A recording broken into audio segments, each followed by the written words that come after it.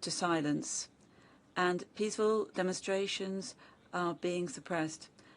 A significant case is that of the Special Regional Administration in Hong Kong, where extended powers for national security are used against civil society and human rights defenders, which have greatly reduced the vitality of an open and free public space. The authorities have used excessive force against demonstrators in Indonesia, in Kenya, in Togo and elsewhere. The freedom of the media is backsliding, and human rights defenders are criminalized from Egypt to the Russian Federation. The report on the rule of law of 2025 of the European Commission notes that civic space is being reduced in several member states of the European Union. Some are restricting peaceful demonstrations, and others are imposing restrictions which restrict the work of NGOs. Recently adopted laws in Ecuador could reduce responsibility of law enforcement bodies, extend the powers of the secret services, and restrict the civic space. Attacks against the Constitutional Court are unacceptable. The amnesty law adopted last month in Peru is backsliding for justice and truth. Brutal responses will only provoke more tension and violence. Human rights law protects all, including the most vulnerable. Yet, attacks on minorities of all kinds are growing as states roll back commitments to tackle and prevent discrimination. Excessive use of force and deaths of people of African descent at the hands of law enforcement persist in many states, often rooted in systemic racism. Indigenous peoples continue to be denied their rights to land and to free, prior and informed consent in mining and other commercial projects. Violations against Roma are widespread in several European countries and beyond, including police violence, hate speech and systemic exclusion in health, education and housing. Representation of Roma in the European Parliament has shrunk to zero. In China, the progress we have sought for the protection of the rights of Uyghurs and other Muslim minorities in Xinjiang, as well as Tibetans in their regions, has yet to materialize. This is a priority for my office's engagement. Restrictions of the rights of LGBTQ+ people are growing in West Africa, where some countries have adopted or are considering laws that criminalize consensual same-sex relations. In the United Kingdom, people with disabilities will be disproportionately affected by planned cuts to health benefits. In Argentina, austerity measures are having the greatest impact on people with disabilities and older people. Several countries around the world are cutting crucial programs that protect women's rights, including support for survivors of violence and access to sexual and reproductive health care. Maternal mortality is a leading killer of the most marginalized women and girls. This is a tragedy because it is largely preventable. Afghanistan, where women's access to health care, among many other human rights, is severely restricted, has one of the highest maternal mortality rates in the world. 4 years after the return of the Taliban, the erasure of women and girls from public life is almost complete. Policies and practices that violate the rights of migrants and refugees are becoming normalized in some countries. Pakistan and Iran have forcibly returned millions of Afghans to their country, and India has also deported groups of Rohingya Muslims by land and sea. I'm also concerned about recent measures taken by Germany, Greece, Hungary and other European countries to limit the right to seek asylum. The United States has reportedly reached agreement with several governments, including El Salvador, South Sudan, Eswatini and Rwanda, on deporting third-country nationals to places other than their homeland, raising concerns about compliance with international law. Kuwait has revoked the citizenship of thousands of people in recent years, leaving many stateless.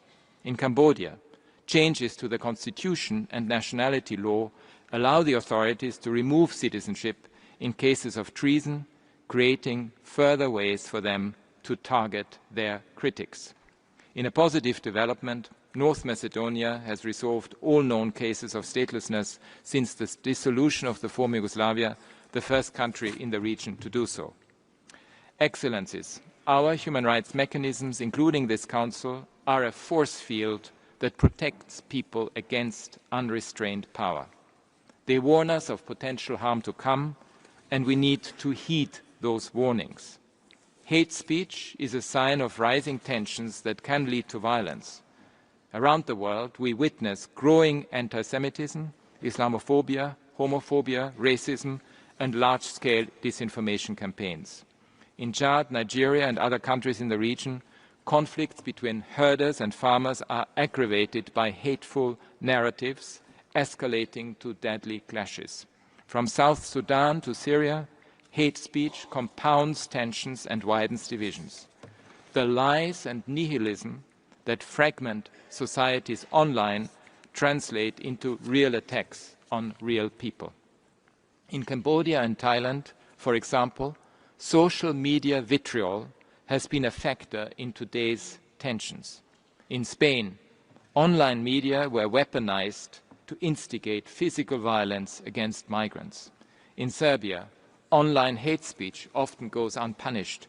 Civic space is rapidly shrinking, with dissent stigmatized, protesters and independent journalists targeted, and the use of excessive force by the police. I reiterate my call for restraint, dialogue and accountability. In Bosnia and Herzegovina, deliberately divisive narratives and historical revisionism continue to undermine peace and reconciliation. In the context of decades of dehumanization of the other, I welcome the recent initialing of a peace agreement between Armenia and Azerbaijan. This is an important step towards upholding and advancing human rights, reconciliation, healing and lasting peace. We are ready to support both countries in this process.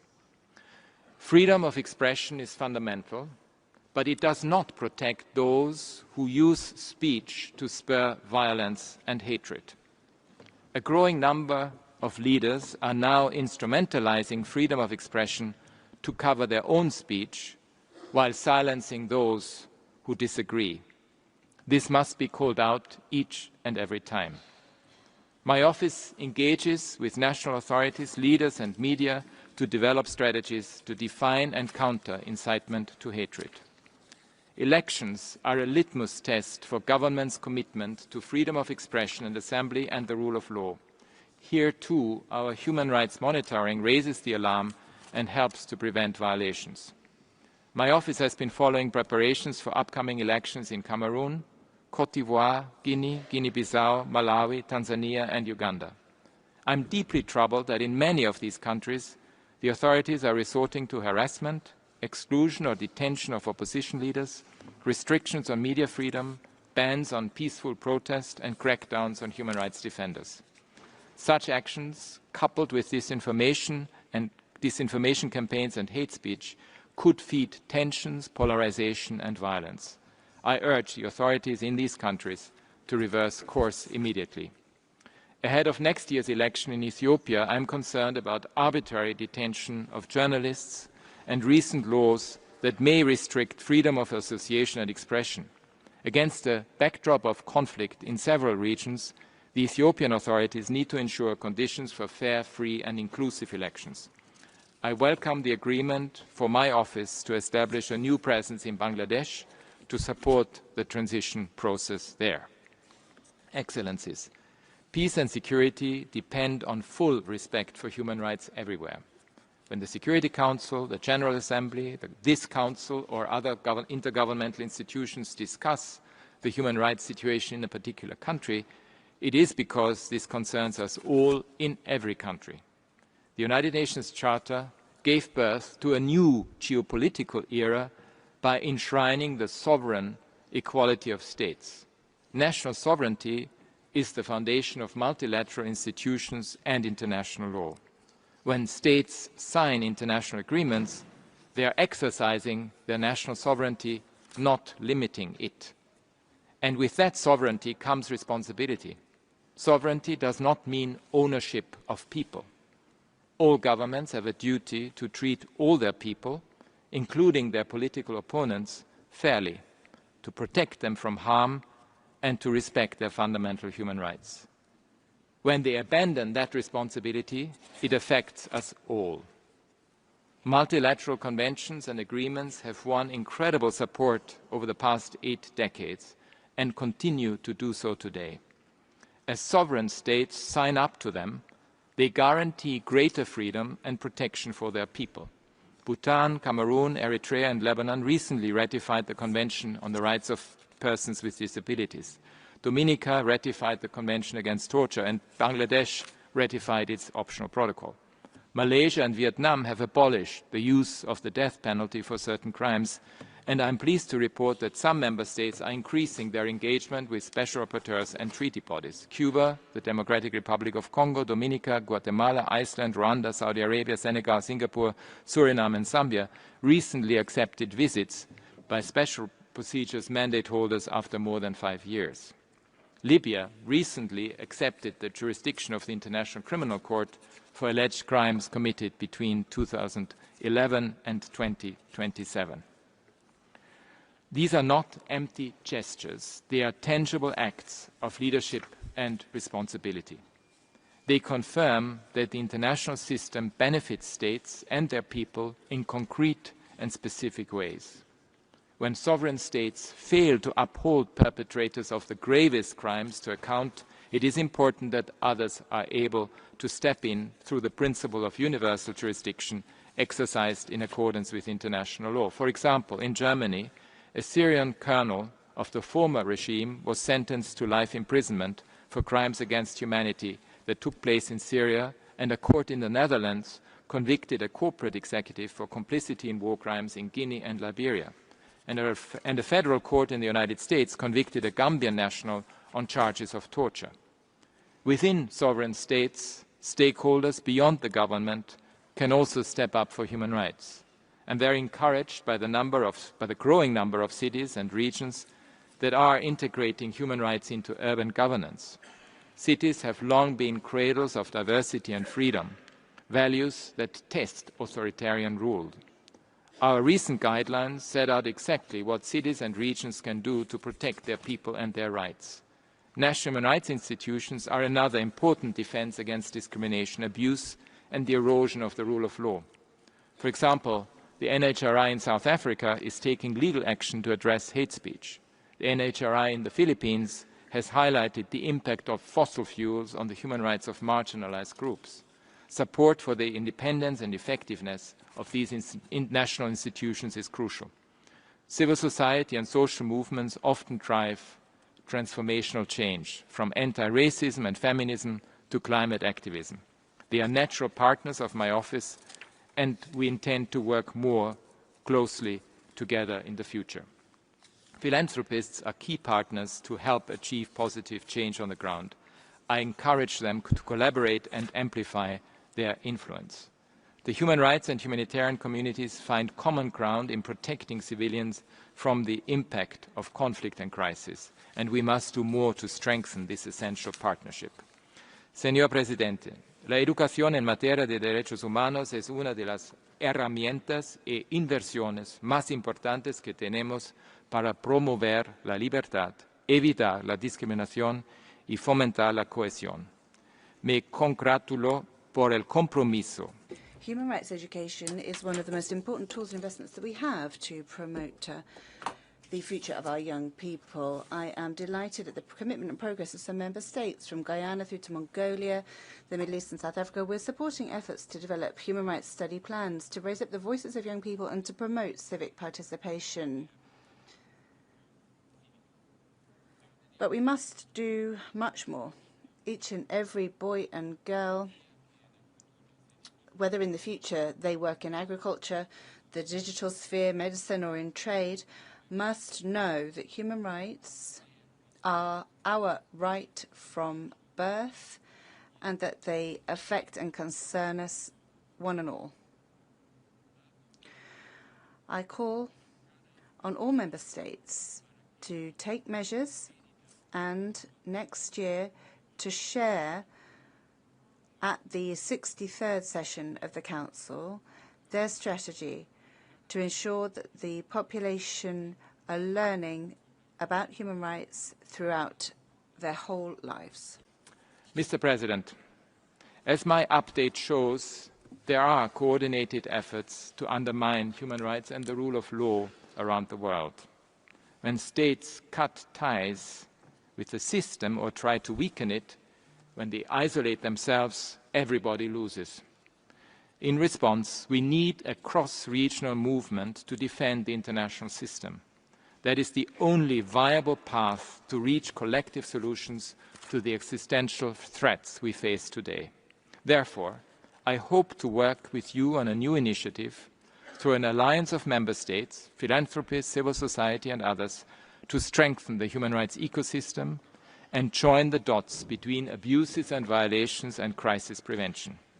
This will contribute to achieving the goal of the Secretary-General's UN 80 initiative to improve coordination and to deliver better for the people we serve.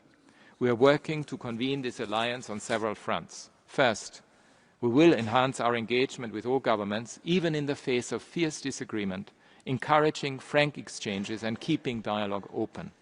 What gives me hope is that the vast majority of people around the world are crying out for human rights and freedoms. Second, we will reinforce the value of human rights to every citizen and every government through positive narratives and creative outreach.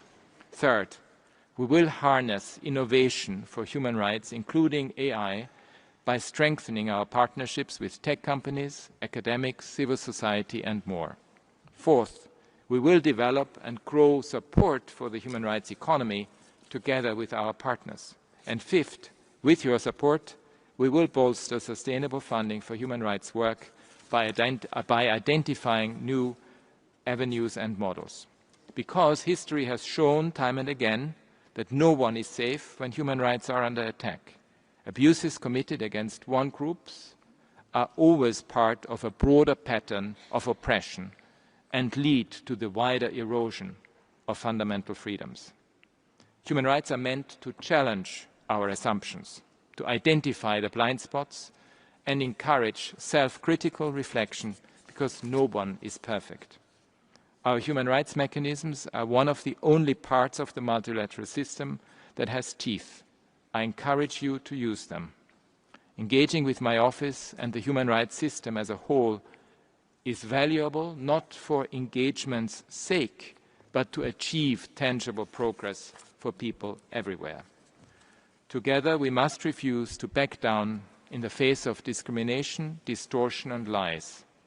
Together, we need to safeguard 80 years of progress on freedom, equality and justice. Thank you. Merci beaucoup, Monsieur. Thank you very much indeed, High Commissioner.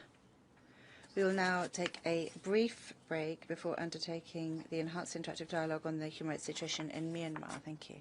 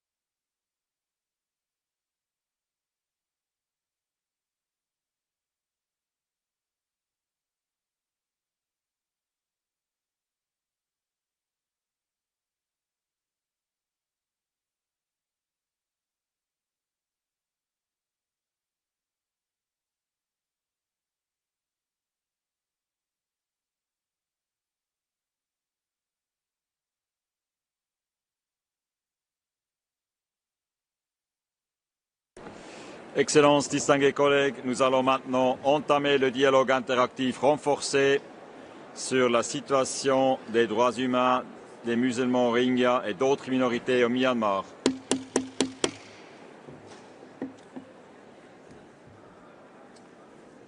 Merci. J'ai l'honneur d'accueillir M. Volker Turk, haut commissaire aux droits de l'homme, qui prononcera la déclaration d'ouverture. Permettez-moi également de souhaiter la bienvenue à nos distingués intervenants. M. Nicolas Koumjian, chef du mécanisme d'enquête indépendant pour le Myanmar, merci d'être là. Nous aurons Moon Nai Lee, défenseur des droits humains au Myanmar par vidéo.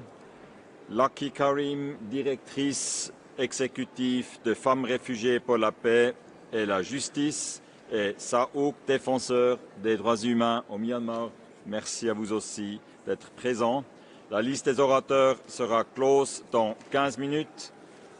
Est-ce que, chers collègues, je vous prie de prendre vos places et de continuer vos petites discussions utiles et nécessaires hors de cette magnifique salle, s'il vous plaît. Un peu de calme.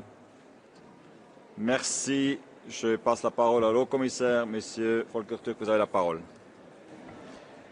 Mr. President, Excellencies, distinguished participants, the human rights situation in Myanmar is plumbing new depths, with civilians throughout the country suffering the cruelest toll. Since the coup, more than 7,000 civilians have been killed by the military, and some 30,000 people have been arrested on political grounds. In August alone, a reported 277 civilians were killed across the country. After resuming ground operations, the military is once again burning villages at alarming rates and abducting and forcibly recruiting civilians. In one of many documented incidents that reveal an utter disregard for civilian lives, in March, the military attacked a market in Let Banha village in Mandalay. According to witnesses, a jet fighter circled the area, diving and climbing several times before dropping 2 500-pound bombs on the crowded market, killing at least 27 civilians. While their activities are far smaller in scale and intensity, anti-military armed groups have also killed people perceived to be affiliated with the military, used landmines, and forcibly recruited civilians. The humanitarian situation continues to deteriorate. Military blockades have driven food prices up to record levels. The cost of an average diet rose by 30% compared to last year, while household incomes have plummeted. Nearly a third of the country's population, some 15.2 million people, are facing acute food insecurity this year. That represents an increase of almost 2 million people in a year. Some 350,000 people have been displaced in Rakhine and Chin states since November 2023, and some 150,000 Rohingya have crossed into Bangladesh seeking safety. Reported figures of 3.3 million displaced since the coup are likely an underestimation. Excellencies, the decades-long persecution of the Muslim Rohingya minority in Rakhine State has escalated. Over the past 14 months, fighting in Rakhine has reached a fever pitch as the Arakan army and other armed groups have joined the campaign of cruelty against civilians. 8 years after the Myanmar military killed tens of thousands of Rohingya, inflicted widespread sexual violence, and triggered an exodus of 700,000 people to Bangladesh, the Arakan army has taken control of nearly all of Rakhine State. It has killed, abducted, tortured, arbitrarily detained and forcibly recruited Rohingya and burned homes and villages. In one awful example, on 5 and 6 August 2024, drones and artillery strikes killed hundreds of Rohingya civilians who had gathered along the Naf riverbank or were already on boats trying to flee to Bangladesh. Survivors attributed these strikes to the Arakan army. As the Myanmar military has lost ground, it has increasingly used aerial attacks against civilians across Rakhine and committed grave violations of human rights, including killing civilians, destroying property, arbitrarily arresting and torturing people, and forcibly recruiting them into ranks.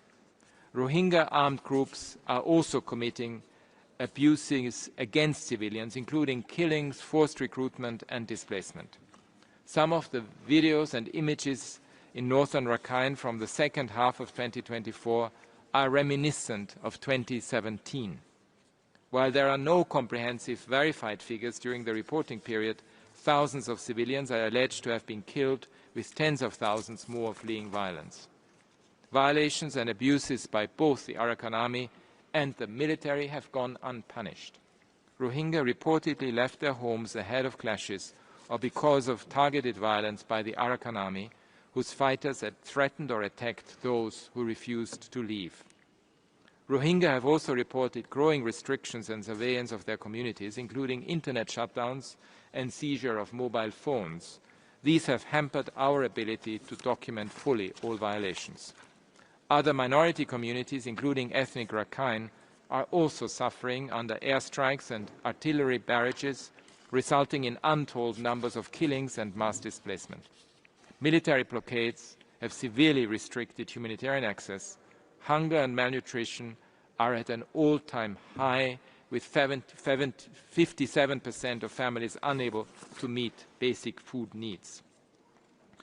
Amid growing violations and violence, the military is now seeking legitimacy by organizing military-controlled elections. The people of Myanmar demand justice, peace, and democratic, civilian-run institutions, as my report in June highlighted. Conditions do not exist for free and representative elections. I echo ASEAN's view that de-escalation and humanitarian access are the way out of this crisis, not elections. The military must implement Security Council Resolution 2669, which demands an immediate end to all forms of violence, urges the release of arbitrarily detained prisoners, and calls for constructive dialogue, reconciliation and respect for human rights. All parties need to allow humanitarian relief to civilians in need and to lift all restrictions. Parties in Rakhine must respect in full the provisional measures imposed by the International Court of Justice to protect Rohingya lives. Excellencies, for more than 4 years now, my office has reported horrible violations to this Council.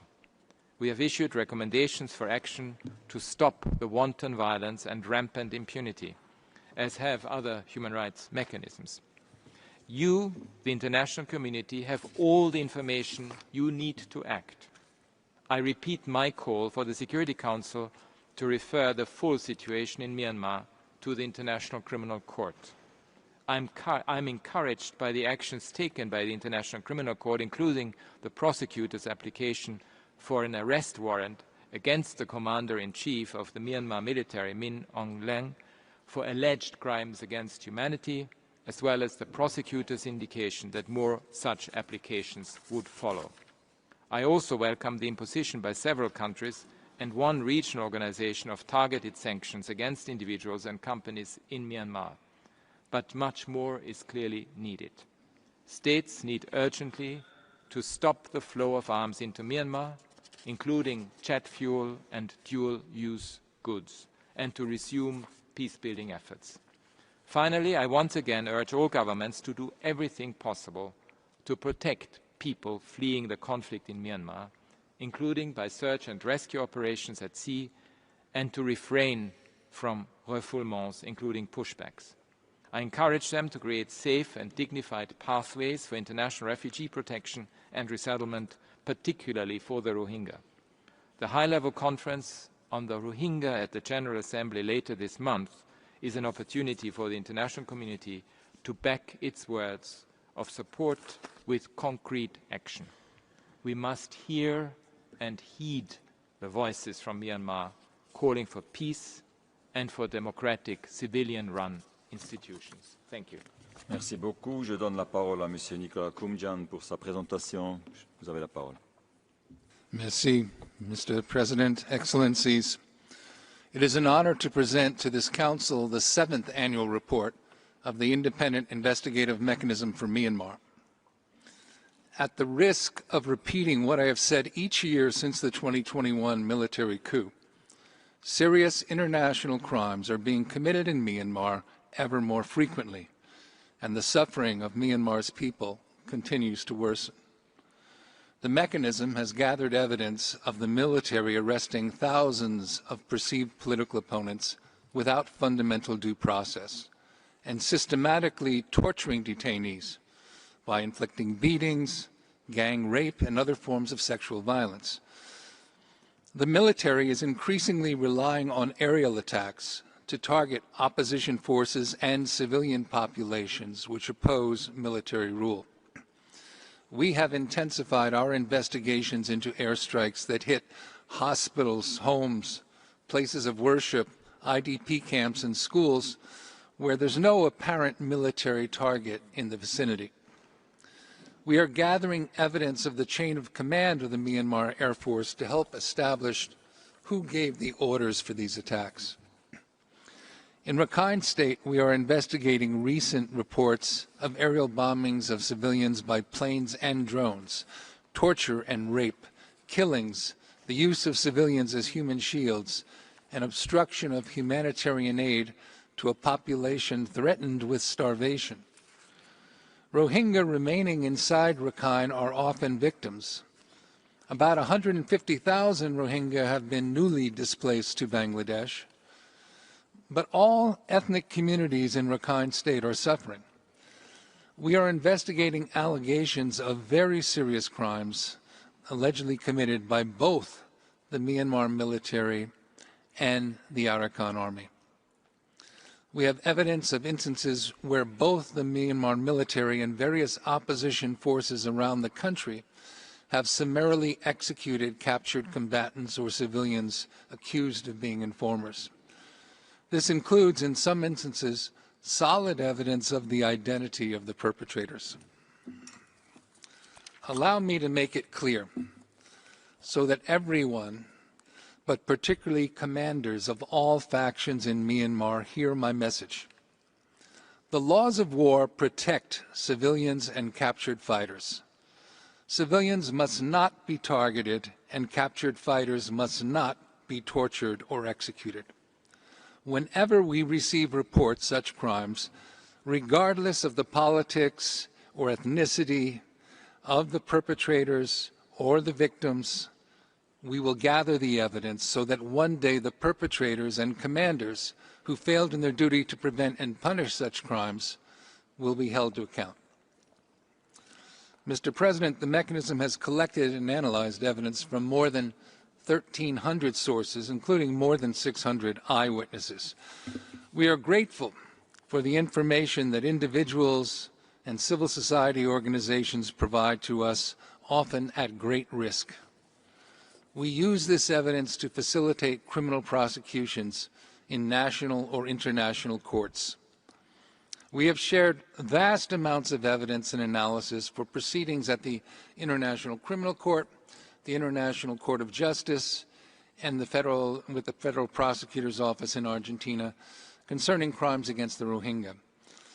We are also responding to specific requests for information from authorities in the United Kingdom and other jurisdictions, often concerning post-coup violence.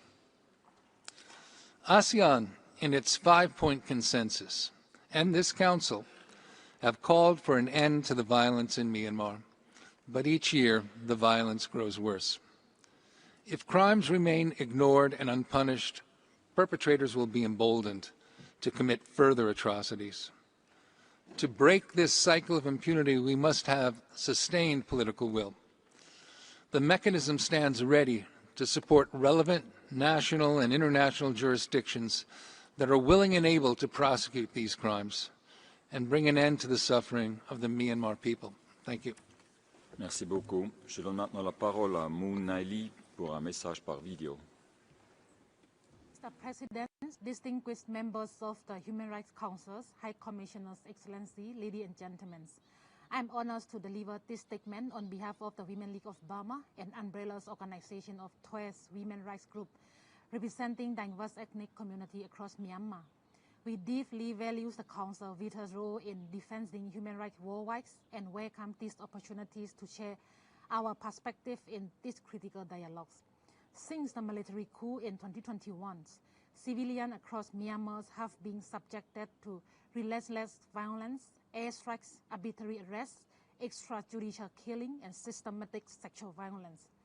The country has been plunged into political, economic, and humanitarian turmoil, with more than 3 million people displaced. Women and girls, in particular, continue to bear the brunt of this violence.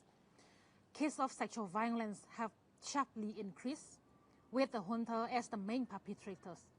WMB and its members organizations have consistently documented this atrocity, crimes that constitute war crimes, crimes against humanity, and acts of genocide. To date, we have gathered more than 1,058 cases supported by testimonies, photographs, videos, documents, and maps. One of the most brutal incidents was the rapes and murders of 2 Kachin teachers in Gongkar village, northern Chan State. In January 2015, they were sexually assaulted and killed by Myanmar military soldiers who then tampered with evidence to obstruct justice. This case reflects the wider systematic use of sexual violence by the military as a weapon of war and repression. Under the international law, such crimes may constitute war crimes and crimes against humanity, falling under the jurisdictions of the International Criminal Court. Their systematic targeting of ethnic community also equals the atrocity crimes currently under examinations at the International Court of Justice. Mr. President, decades of impunity have emboldened the military. Without justice, there can be no peace or democracy in Myanmar. Survivors deserve truth, reparations, and accountabilities. We ask the international community to act with urgency. Silence and inactions only emboldens the hunters. The United Nations, member states, and international courts must uphold their obligations to ensure these crimes are recognized as violations of international law and that perpetrators are brought to justice. We therefore call on the Human Rights Council to 1.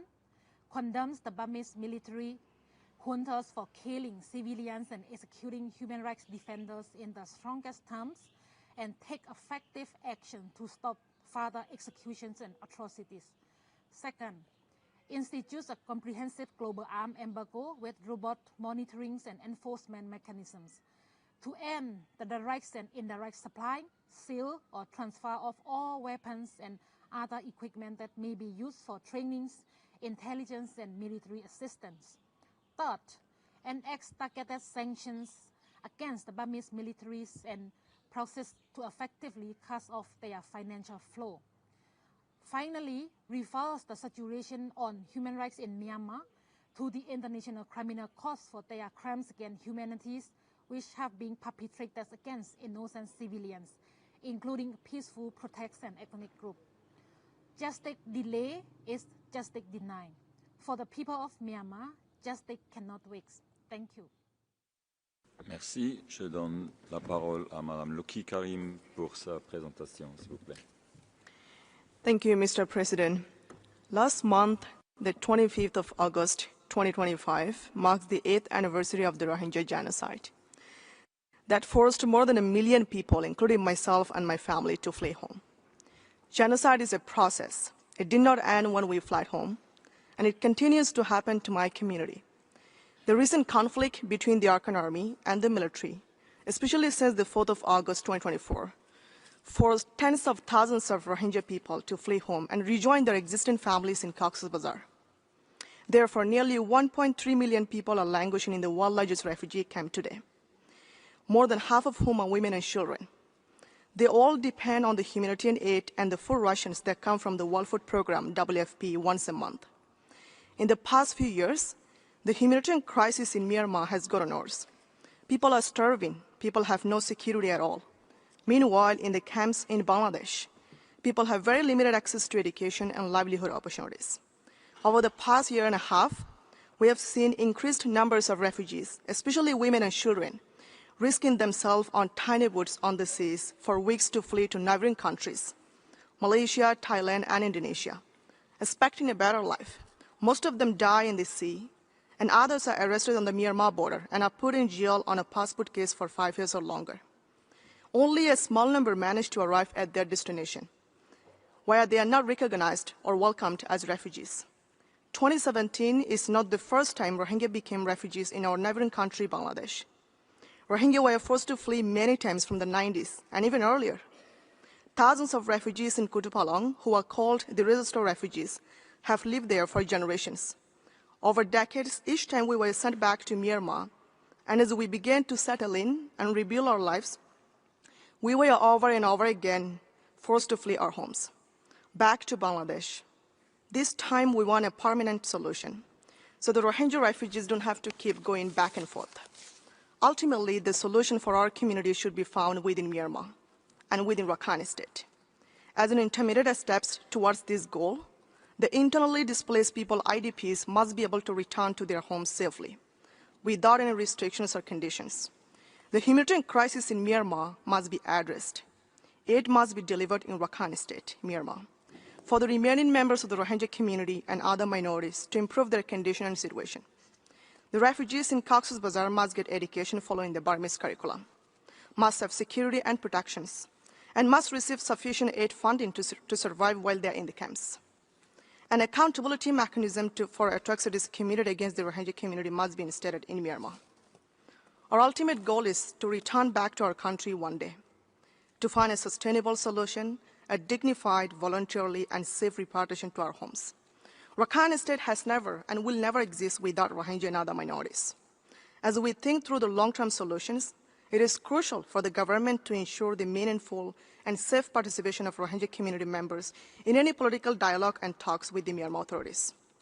I call on the international community to pay the much-needed attention to our Rohingya community, and I call on donor countries to commit resources to meet the Rohingya community's urgent needs. It is a collective responsibility for us to protect the Rohingya community from further genocide and injustice. I hope the member states and all relevant stakeholders will implement this recommendation and take immediate actions. I thank you. Merci. Je donne la parole à M. Tsaouk pour sa présentation, s'il vous plaît. Thank you, Mr. President. Mr. President, Excellencies, distinguished delegates, Special Rapporteur Tom Andrews has often described this body as the conscience of the world. That description is increasingly true and increasingly urgent.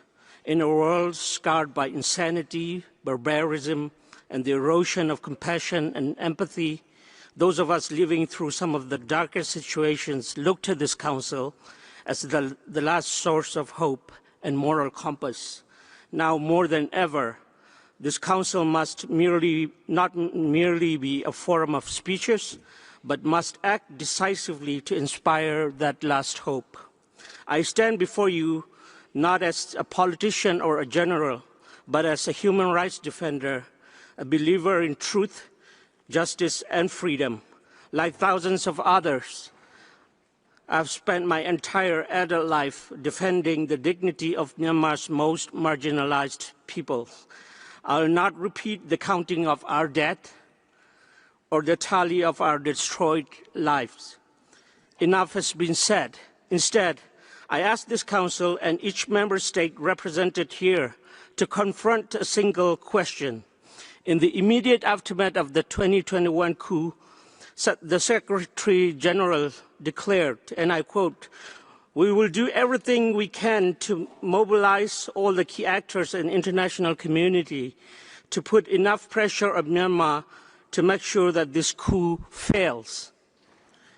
4 years later, this Council, the so-called the conscience of the world, must look itself in the mirror and ask, have we truly done everything? Have member states done enough to make the coup fail? Because the junta is doing everything to make it succeed through relentless airstrikes, massacres, and terror aimed at silencing the population so it can stage a sham election built on fear. I cannot forget the faces behind these crimes. My colleague, Tuy Diem, a journalist and human rights defender, was among them. On January 6, 2022, he and 9 others, including a 13-year-old boy, were taken by soldiers in Matupi Township. 2 days later, their bodies were found murdered, their bodies bound, gagged, and brutally stabbed. That single act of cruelty captures the daily reality for thousands across Myanmar. Ordinary people silenced with unimaginable violence, their lives erased without justice. In this climate of terror, the weakest ethnic and religious minorities have become easy prey. Villages are burned, churches and mosques destroyed, entire communities erased simply for who they are. If this council is truly the conscience of humanity, then its member states cannot turn away while the most vulnerable are sacrificed first. Mr. President, it is no longer enough for member states to issue statements while doing little to stop the impunity with which the military murders, burns, and terrorizes. It is no longer enough to stand by in silence while bombs fall on children or to whisper concern while minorities are hunted down. Impunity, whether by the junta or non-state actors, must end. Therefore, today, we call on this Council and all member states of the United Nations to urge the Security Council to refer the situation in Myanmar to the International Criminal Court to ensure those responsible for war crimes and crimes against humanity are held to account.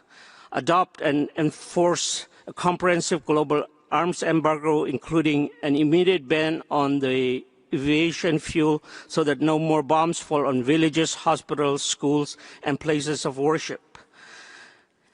Impose stronger coordinated sanctions targeting the military sources of revenue and power so that it can no longer finance its campaign of terror.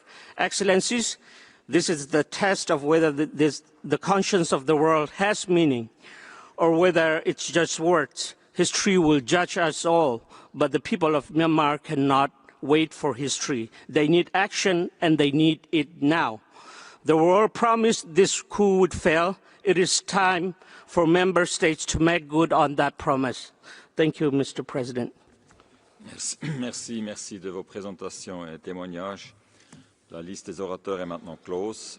J'invite à présent les délégués intéressés à poser des questions aux présentateurs et à formuler des commentaires sur leurs déclarations. Je rappelle que le temps de parole est limité à 1 minute et 30 secondes pour chaque intervention. Et je donne la parole au distingué représentant du Canada au nom d'un groupe de pays. Thank you, Mr. President. Canada is pleased to deliver this statement on behalf of Australia, New Zealand, and my own country, Canada. We thank the High Commissioner and the Independent Investigative Mechanism for Myanmar for their update. Reports of escalating war crimes and crimes against humanity committed across Myanmar are gravely concerning.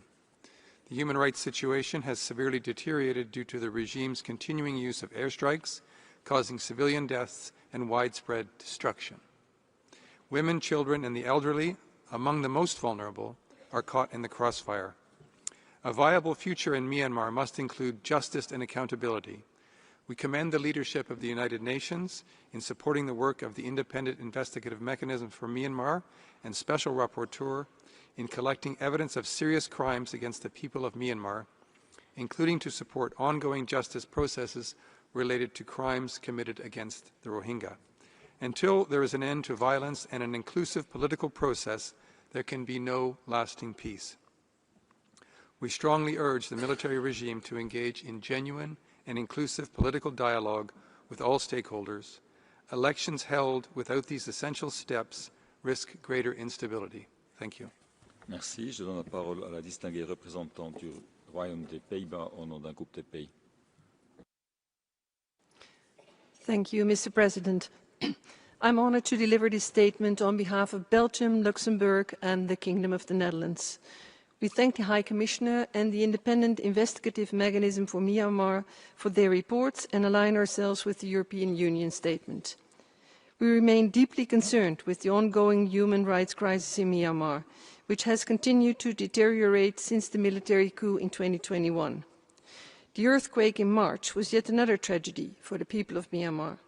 We are deeply alarmed that fighting, including airstrikes, continues. We urge the military to cease aerial bombings. We call for immediate, safe and unimpeded humanitarian access to all communities in need. We reaffirm our solidarity with the people of Myanmar and commend them for their resilience in their demand for a peaceful, democratic future. We also continue to support the efforts of the independent investigative mechanism for Myanmar and call for full accountability for the crimes committed. Mr. Kumjan, what can the international community do to further support accountability mechanisms to end impunity and achieve justice for the people of Myanmar? I thank you. Merci. Je donne la parole au distingué représentant de l'Union européenne. The European Union thanks the panelists and welcomes the High Commissioners and the IIM reports and updates. The assessment in the High Commissioner's report that some of the violations and abuses suffered in northern Rakhine by the Rohingya is reminiscent of the 2017 atrocities is a cause for particular alarm. Widespread and systematic patterns of indiscriminate attacks by the military on civilians persist, enabled by arms transfers. So do grave human rights violations and abuses committed by the Myanmar military and other actors. The continued work of the IIM in collecting evidence and identifying perpetrators of these crimes is indispensable for ensuring accountability. We call for the immediate and unconditional release of all political prisoners, including State Councillor San Suu Kyi. The EU reiterates call for unhindered humanitarian access, stability, peaceful reconciliation, and for the swift establishment of a transparent, inclusive, and credible democratic process. We reaffirm our support for the UN and ASEAN's efforts in this regard, and the full implementation of UN Security Council Resolution 2669. We would like to ask the panelists, what is your assessment of the Myanmar's military and its allies' plans to organize elections in December 2025 and January 2026? Merci. Je donne la parole à la distinguée représentante de l'Estonie au nom d'un groupe de pays. Merci, Monsieur le Président. I have the honor to speak on behalf of the Nordic Baltic states. We reiterate our strong support for the critical work of the Independent Investigative Mechanism for Myanmar. Its latest report provides further evidence of serious crimes, including war crimes and crimes against humanity committed across Myanmar. We are alarmed by the rise of deliberate attacks on civilians and critical civilian infrastructure, such as schools, places of worship, and medical facilities. Such acts are utterly unacceptable. We commend the mechanism's approach in documenting crimes against children and placing this issue at the forefront of its agenda. Perpetrators of such crimes must be brought to justice before impartial courts. We welcome the notable progress made by the Independent Investigative Mechanism for Myanmar in ongoing judicial proceedings during the reported period, which represents above all an important step in advancing accountability for crimes committed against the Rohingya population. These efforts send a clear message that justice will be pursued and those responsible for violations of international law will be held accountable. We are concerned about the liquidity crisis facing the mechanism, which threatens its vital mandate. We must work together to overcome these challenges. Mr. Kumian, what more can be done to stop Myanmar's military's attacks on civilians? I thank you. Merci. Je donne la parole au distingué représentant du Pakistan au nom de l'Organisation de coopération islamique. Mr. President, the OIC thanks the High Commissioner and the head of mechanism for their reports. OIC is deeply concerned over the reports of mass killings, atrocities, arson, and forced conscription against the Rohingya Muslims in Rakhine. The ongoing conflict that continues unabated has forced more than 150,000 Rohingya Muslims to flee to Bangladesh and thousands to other countries, especially since November 2023. The mechanism has a crucial role to advance accountability and justice for the Rohingya. The OIC calls upon the mechanism to continue and possibly enhance its close and timely cooperation with the courts, tribunals, including the ICJ. We commend Bangladesh and other countries in the region for their continued support to the mechanism, including facilitating its regular visits. The OIC deeply regrets Myanmar's persistent non-cooperation with the mechanism, including its indifference to the requests for country visits. Part of finding a durable solution to the Rohingya crisis, Myanmar should fully cooperate with the mechanism.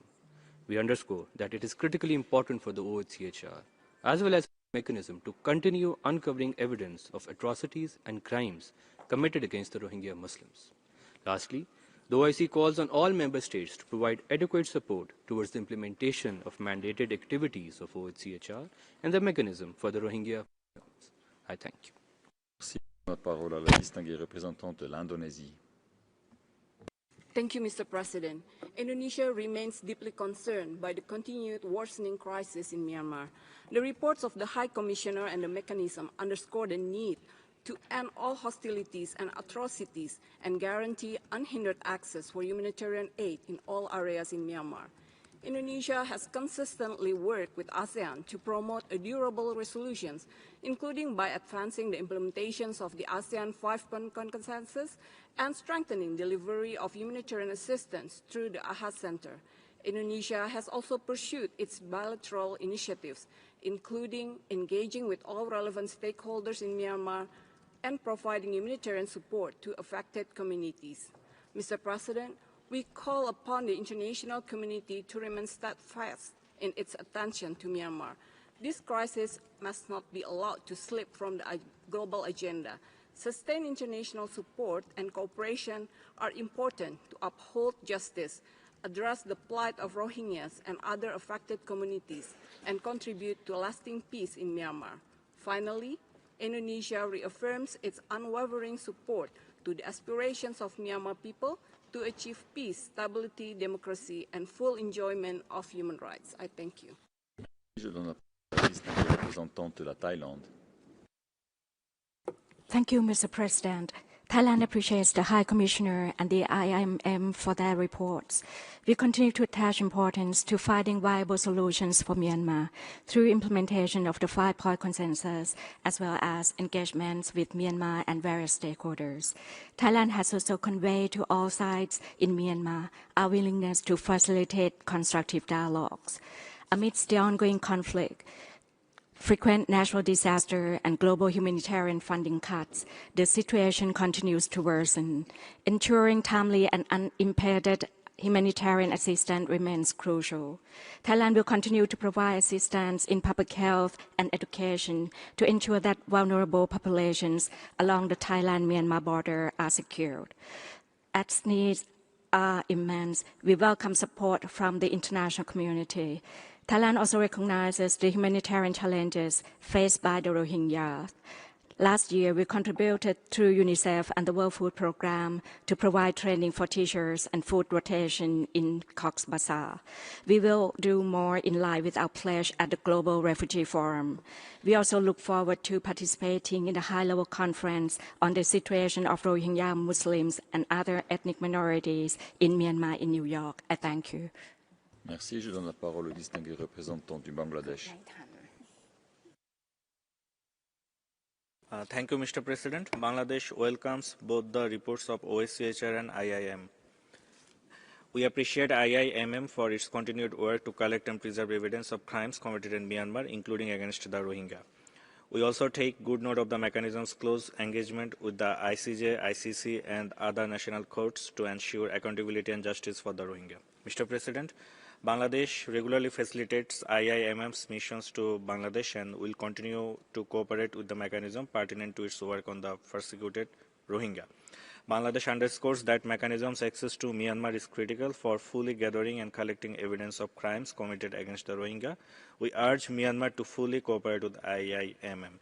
Mr. President, Bangladesh is deeply concerned at the ongoing conflicts in Rakhine, which continues unabated. Over 150,000 Rohingya have fled to Bangladesh since November 2023, putting additional burden and mounting pressure over already overcrowded camps in Cox's Bazar. It is further exacerbated due to the diminishing trend of humanitarian assistance for the Rohingya. Bangladesh reiterates that sustainable repatriation is the only durable solution of this protected Rohingya crisis. Bangladesh expects that the upcoming high-level conference of Rohingya this September will provide a clear pathway for the expedited solution of the crisis in a sustainable manner. I thank you. Merci. Je donne la parole à la distinguée représentante de la Malaisie. Mr. President, Malaysia is gravely concerned over the escalation of the conflict and the deteriorating humanitarian situation in Myanmar.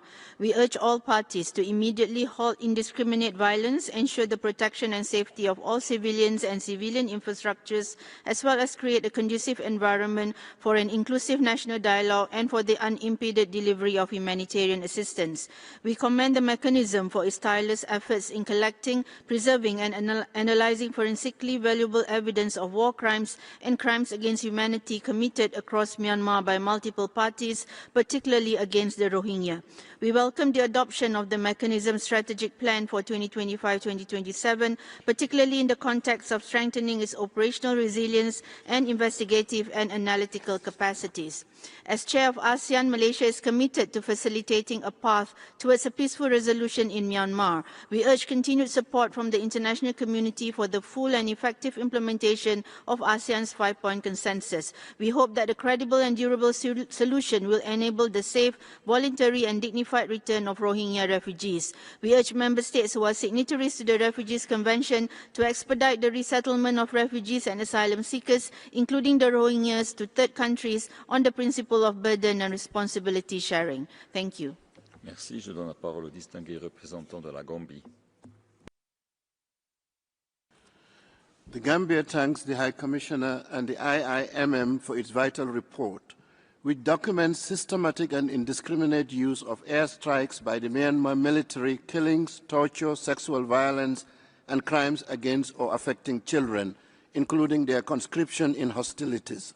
We deplore crimes targeted at Rakhine, Rohingya, those detained by the military since the coup, and other civilian communities across Myanmar. We remain deeply concerned about the fresh displacement of large numbers of Rohingya into Bangladesh. We agree with the report's observation that in the face of impunity for the most serious crimes, calls for the violence to end will remain an illusion.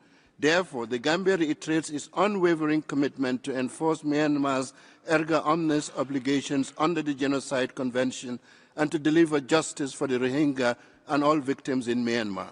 We look forward to the UN high-level conference on the situation of Rohingya Muslims and other minorities in Myanmar on 30th September and encourage all states to fully support and adequately resource the mechanisms in order to enhance collection of vital evidence on the most serious international crimes committed in Myanmar.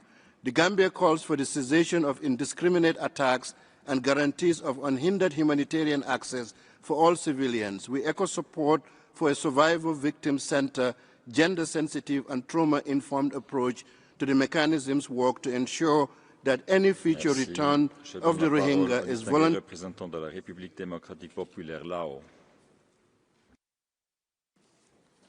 Mr. President, the Lao PDR thanks the High Commissioner and Independent Investigative Mechanism for Myanmar for the reports.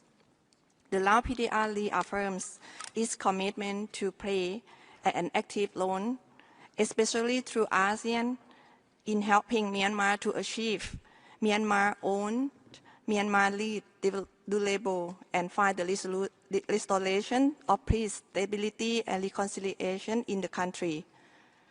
We welcome the positive development in Myanmar for its preparation for the upcoming general elections. We also commend Myanmar for the constructive cooperation and engagement with ASEAN, member states, as well as the relevant UN agency in providing humanitarian assistance, including medical supply and relief items for the victims of the earthquake and all people in need without discrimination. We call upon the international community to pursue constructive dialogue and cooperation to support Myanmar in order to achieve lasting peace and national reconciliation and sustainable development. I thank you, Mr. President. Merci. Je donne la parole au distingué représentant de l'Albanie. Thank you, Mr. President. Albania thanks High Commissioner for his presentation, his office and the independent investigative mechanism for their comprehensive and deeply concerning report on the situation in Myanmar. The finding presented, along with recent development, underscore the urgent need for accountability and justice over war crimes and crimes against humanity committed in Myanmar. The humanitarian situation in Myanmar has deteriorated dramatically, with millions of people currently displaced due to ongoing armed conflicts and natural disaster. The situation in Rakhine states remains dire. The Rohingya population continue to suffer from mass killing, forced displacement, denial of humanitarian aid. We remain deeply concerned by continuous and escalating violations perpetrated by the military authority, including indiscriminated airstrike, torture, sexual violence, and targeting civilians, including children. The targeting of children and utilization of sexual violence as a weapon of war are particularly concerned. These acts are unacceptable and must cease immediately. Mr. President, Albania stands in solidarity with people of Myanmar and reaffirms its commitment to justice, human rights, and rule of law. Accountability must prevail and impunity must end. I thank you. Merci. Je donne la parole au distingué représentant de Koweït. شكرا سيد الرئيس. يضم وفد بلادي صوته إلى بيانات المجموعات التي ينتمي إليها ويعبر عن بالغ القلق حيال ما ورد في التقرير قيد النظر بشأن كافة الانتهاكات ضد مسلمي روهينجا وخاصة في ولاية راخين والمتمثلة في عمليات القمع والتطهير العرقي والتهجير القسري والتدمير الممنهج للبنى التحتية المدنية بما في ذلك دور العباد مما أدى إلى ازدياد عدد لاجئي مسلمي الروهينجا والذي بلغ أكثر من 1.3 مليون حسب ما ورد في تقارير المفوضية السامية لشؤون اللاجئين.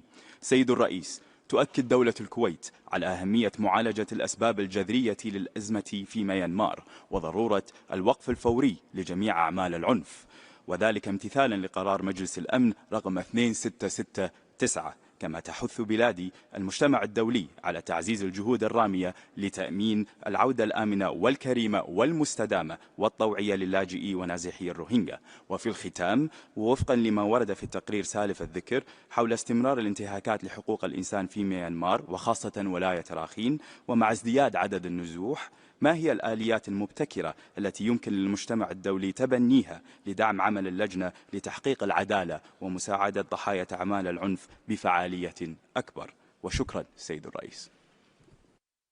Merci. Je donne la parole à UNICEF.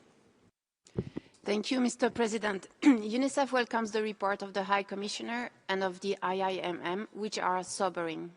UNICEF recognizes the increasingly challenging environment in which the mechanism operates. More than 4 years into the escalation of the conflict, the situation for children in Myanmar is desperate. Grave violations against their rights, including killing and maiming and denial of humanitarian access, as well as poverty, continue to devastate children's lives. The escalation of conflict in many parts of the country, compounded by natural disasters, has left civilians, especially children, acutely vulnerable. Attacks by all parties keep driving fear, displacement, and suffering, leaving families with little protection. The presence of landmines, unexploded ordnance, and remnants of war throughout the country multiplies those risks.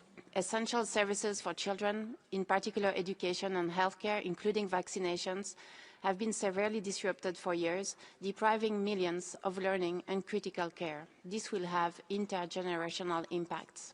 We call on all parties to the conflict to uphold their obligations under international law, protect civilians, and allow life-saving humanitarian assistance to reach those in urgent need. We also urge all parties to immediately cease all actions that endanger civilians and abide by international human rights and humanitarian law. We also call on parties to protect all children from grave violations. Thank you. Merci. Je donne la parole au distingué représentant de Chypre. Mr. President, Cyprus aligns itself with the EU statement and thanks the High Commissioner and the IIM for their reports. We strongly condemn the continued escalation of violence and grave human rights violations committed by the Myanmar military since the 2021 coup, which continue to take an intolerable toll on civilians.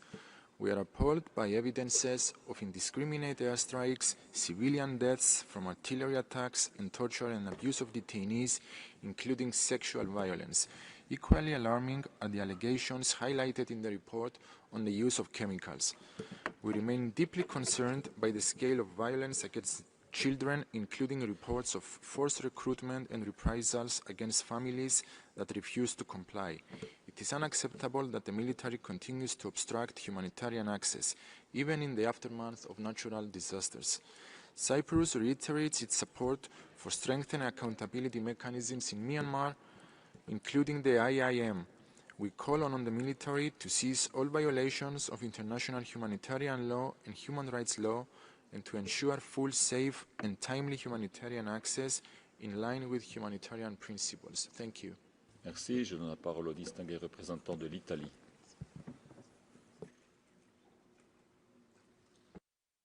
Italy aligns itself with the statement delivered by the EU and thanks OHCHR and the head of the Independent Investigative Mechanism for Myanmar for this update. We remain deeply concerned by the pattern of atrocity crimes since the 2021 coup, indiscriminate attacks against civilians, systematic torture, sexual and gender-based violence, and the ongoing persecution of the Rohingya and other minorities. The mechanism's findings remind us that accountability cannot be postponed. Justice is essential for any credible path toward peace and reconciliation in Myanmar. Italy strongly supports the IIMM's mandate and commends its cooperation with accountability processes. We urge all states to fully cooperate with the mechanism and preserve its evidence in the fight against impunity. We also call for an immediate end to violence, the release of political prisoners, and the resumption of a truly inclusive democratic transition. A voluntary, dignified, and safe return of refugees can only occur within a democratic Myanmar. Humanitarian access must be ensured throughout the country, especially for communities most affected by conflict and disasters. Italy will continue to stand with the people of Myanmar, to support civil society, and to work with partners for justice, accountability, and human rights. I thank you. Merci. Je donne la parole au distingué représentant de l'Arabie Saoudite. شكرا السيد الرئيس. اطلعت بعثة بلادي باهتمام على تقرير المفوض السامي بشأن حالة حقوق الإنسان في ميانمار، وتتابع المملكة عن كثب التطورات الجارية هناك. وفي هذا السياق تدعو المملكة جميع الأطراف المعنية على المستوى الوطني إلى الحفاظ على قنوات الحوار البناء بما يفضي إلى حلول عملية ومستدامة. السيد الرئيس، تؤكد المملكة مجددا موقفها الثابت والداعم لحماية المدنيين في ميانمار ولا سيما مسلم الروهينجا، وتدعو إلى ضمان سلامتهم وأمنهم والاعتراف بحقوقهم الأساسية دون تأخير، بما في ذلك الحق في المواطنة الكاملة. كما تشدد المملكة على ضرورة تهيئة الظروف الملائمة لعودة آمنة وكريمة للاجئي الروهينجا إلى موطنهم الأصلي. ومنذ اندلاع الأزمة حرصت المملكة على القيام بدورها الإنساني والإنمائي تجاه الروهينجا، إذ استضافت أعدادا منهم كمقيمين على أراضيها، وقدمت لهم الرعاية الصحية الشاملة وفرص العمل، انطلاقا من التزامها الراسخ بمبادئ التضامن الإنساني. كما أسهمت المملكة في دعم الروهينجا في عدد من الدول من خلال برامج إنسانية وإغاثية شملت مجالات التعليم والمأوى والصحة. ختاما السيد الرئيس، تجدد المملكة التزامها بمواصلة دعم قضية الروهينجا والعمل مع المجتمع الدولي لضمان حصولهم على حقوقهم المشروعة وتمكينهم من العيش بسلام وكرامة في وطنهم. وشكرا السيد الرئيس. Merci. Je donne la parole au distingué représentant du Vietnam. Thank you, Mr. President. We take note of report on the situation in Myanmar. Vietnam remains deeply concerned about the continued violence, instability, and humanitarian challenges in Myanmar, which have severely affected the lives of ordinary people. We stress the importance of prioritizing the well-being of the people of Myanmar, ensuring safe and unhindered humanitarian access, and fostering conditions conducive to peace, national reconciliation, stability, and sustainable development. We reaffirm ASEAN's consistent and principled position on the 5-point consensus as the main framework for supporting Myanmar in addressing its challenges. Vietnam supports the ongoing efforts of the ASEAN Chair, the ASEAN Special Envoy, and the AHA Center in delivering humanitarian assistance, promoting dialogue, and building trust. We also welcome the outcomes of the 46th ASEAN Summit in Kuala Lumpur in May 2025, which reaffirmed ASEAN unity, centrality, and commitment to a practical, constructive, and non-politicized approach in assisting Myanmar. We look forward to continued cooperation with the United Nations and relevant partners in support of ASEAN's central role and constructive contribution to peace, stability and development in the region. I thank you. Merci. Je donne la parole au distingué représentant de l'Inde. Mr. President, India takes note of the High Commissioner's report on Myanmar's human rights situation. We reiterate our consistent position and call for immediate cessation of violence, release of political detainees, and unhindered humanitarian access. We remain deeply concerned over the deteriorating humanitarian and security situation that continues to impact India's northeastern states through increased influx of people and escalating transnational crimes, including drugs, arms, and human trafficking along our shared border. India supports all efforts aimed at fostering trust and advancing a Myanmar-owned, Myanmar-led transition towards a peaceful, stable, and democratic future. As Myanmar's immediate neighbor and development partner, India has consistently prioritized people-centric initiatives. Following the March 2025 earthquake, we launched Operation Brahma, delivering over 1,000 metric tons of relief materials and deploying medical teams as the first responder. This exemplifies our commitment, building on Operation Sadbhav during Typhoon Yagi and our assistance during previous natural disasters. Beyond emergency response, India continues supporting Myanmar's infrastructure development and stands ready to assist the developmental needs of all communities. As our Prime Minister stated recently, there is no military solution to this conflict.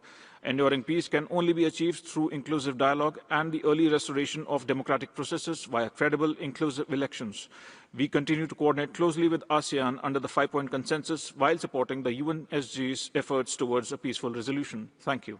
Merci. Je donne la parole à la distinguée représentante du Royaume-Uni. Thank you, Mr. President, High Commissioner and distinguished panellists. Your latest reports reveal the deeply troubling evidence of human rights atrocities committed in Myanmar, including by the Myanmar military.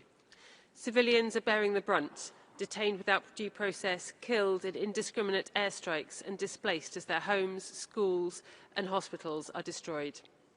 The Myanmar military's intensified use of airstrikes following the March earthquake inflicted further devastation on civilians, compounding the crisis. The mechanism has uncovered extensive evidence of systematic torture and abuse in detention facilities operated by the military since the coup. Detainees, including children, have been subjected to beatings, electric shocks and sexual violence, including rape and sexualised torture. These reports expose a pattern of deliberate cruelty, underscoring the urgent need for justice. The international community must do more to ensure perpetrators are held to account. The UK remains committed to supporting future accountability in Myanmar. The IIM's documentation plays a vital role in laying the groundwork for this, and the UK has contributed £900,000 to the mechanism to help ensure that evidence is preserved and justice can be pursued. Thank you. Merci. Je donne la parole à la distinguée représentante de la Bulgarie. Thank you, Mr. President. Bulgaria aligns itself with the EU statement. We thank the High Commissioner and the Independent Investigative Mechanism for Myanmar for the reports and updates. Bulgaria remains deeply worried by the overall humanitarian situation in Myanmar. We express concern with the widespread and systematic human rights violations and abuses perpetrated against persons belonging to the Rohingya and other ethnic and religious groups by the security and armed forces of Myanmar. Bulgaria welcomes the support of the Independent Investigative Mechanism for Myanmar for ongoing proceedings related to the crimes committed against the Rohingya in 3 jurisdictions and ongoing proceedings in the UK covering crimes against both the Rohingya and other groups in Myanmar and crimes committed since February 2021 military coup. Bulgaria urges, we call for the immediate end of the military campaign and the release of all political prisoners. Bulgaria urges for a constructive, inclusive and peaceful dialogue between the stakeholders aimed at restoring democracy and the rule of law in country. We reiterate our call for full, safe and unhindered access to provide humanitarian assistance to all those in need. Bulgaria commends ASEAN's efforts to improve the situation in Myanmar, support the ASEAN 5-point consensus and highly appreciates the work of the ASEAN Special Envoy for Myanmar. I thank you. Merci. Je donne la parole à la distinguée représentante de la Tchéquie. Thank you, Mr. President. Czechia aligns itself with the EU statement. Czechia remains deeply alarmed by the worsening human rights situation in Myanmar. Both reports under discussion document systemic violations, including airstrikes, torture, sexual violence, and forced displacement, particularly affecting the Rohingya and other minorities. We are appalled by the military's continued use of air attacks, even in earthquake-stricken areas, and the deliberate targeting of civilians, schools, and hospitals. The persecution of the Rohingya through killings, forced recruitment, and denial of humanitarian aid has intensified under both the Myanmar military and the Arakan army. We commend the mechanism's work in supporting international accountability and urge all states to cooperate fully. Czechia calls for an immediate end to all violations, unrestricted humanitarian access, and protection for displaced communities. We reaffirm our commitment to human rights, accountability, and the dignity of all people in Myanmar. Mr. President, what concrete steps can be taken to ensure that the Rohingya and other victims of atrocity crimes are not only protected, but also meaningfully included in the future justice and peace processes? Thank you. Merci. Je donne la parole au distingué représentant de la Suisse. Monsieur le Président, la Suisse remercie les intervenants pour leurs exposés et les rapports du Haut-Commissaire et du mécanisme. Nous restons profondément préoccupés par les rapports sur une escalade des crimes de guerre et crimes contre l'humanité commis par toutes les parties au conflit. Comme noté par le Haut-Commissaire, les civils, y compris les minorités ethniques et religieuses, continuent d'être les principales victimes avec plus de 7000 morts vérifiés. Nous notons avec une inquiétude particulière les crimes commis dans les lieux de détention. Le rapport du mécanisme documente des preuves accablantes de torture systématique ainsi que de violences sexuelles. Ces pratiques doivent cesser immédiatement. Nous saluons les avancées importantes des enquêtes relatives aux opérations nettoyage de 2016 et 2017. Nous suivons avec une vive préoccupation la dégradation de la situation de l'État de Rakhine qui souligne l'urgence de mettre fin à la impunité et de garantir les droits de l'homme et les libertés fondamentales des membres de toutes les communautés. Monsieur et Madame les intervenants, comment la communauté internationale peut-elle contribuer à créer un environnement propice à l'arrêt de la violence, à la justice et à la réconciliation du Myanmar? Je vous remercie. Merci. Je donne la parole à la distinguée représentante de la Chine. 主席先生、高瞻先生，缅甸问题本质是缅甸内政，中方一贯主张坚持缅人主导、缅人所有，支持缅走符合本国国情的发展道路，维护国家利益，广泛团结国内的政治力量，恢复稳定和发展，促进和保障人权。人权理事会有关讨论应当有助于缅和平和解、经济社会发展，而不是激化矛盾分歧，加剧局势动荡。中方主张各方建设性的对话与合作，反对公开施压做法。近期，中方根据缅相关方意愿诉求，积极开展劝和促谈的工作，并取得了积极的成效。中方将继续为此而努力，也呼吁国际社会从缅人民的利益出发，为缓和缅局势、助力缅发展、保障缅人权切实发挥建设性的作用。中方支持缅甸与孟加拉国对话协商，逐步解决若开邦避难民众遣返问题，也将继续提供力所能及的帮助。国际社会应当支持两国在已有基础上加强沟通，为推进缅遣返进程积累更多有利条件。谢谢主席及高瞻先生。Thank you, Mr. President. The security and humanitarian situation in Myanmar has been worsening. The effects of the coup d'etat continue across the country and in all sectors. Turkey reiterated its support for the democratic transition of Myanmar. Noting the announcement to hold the elections by late 2025 or early 2026, we will closely following the electoral process and its outcome. Elections must be free, fair and reflect the will of the Myanmar people. Turkey supports ASEAN's 5-point consensus. We remain concerned by the deteriorating security conditions since October 2023, especially in the Rakhine state.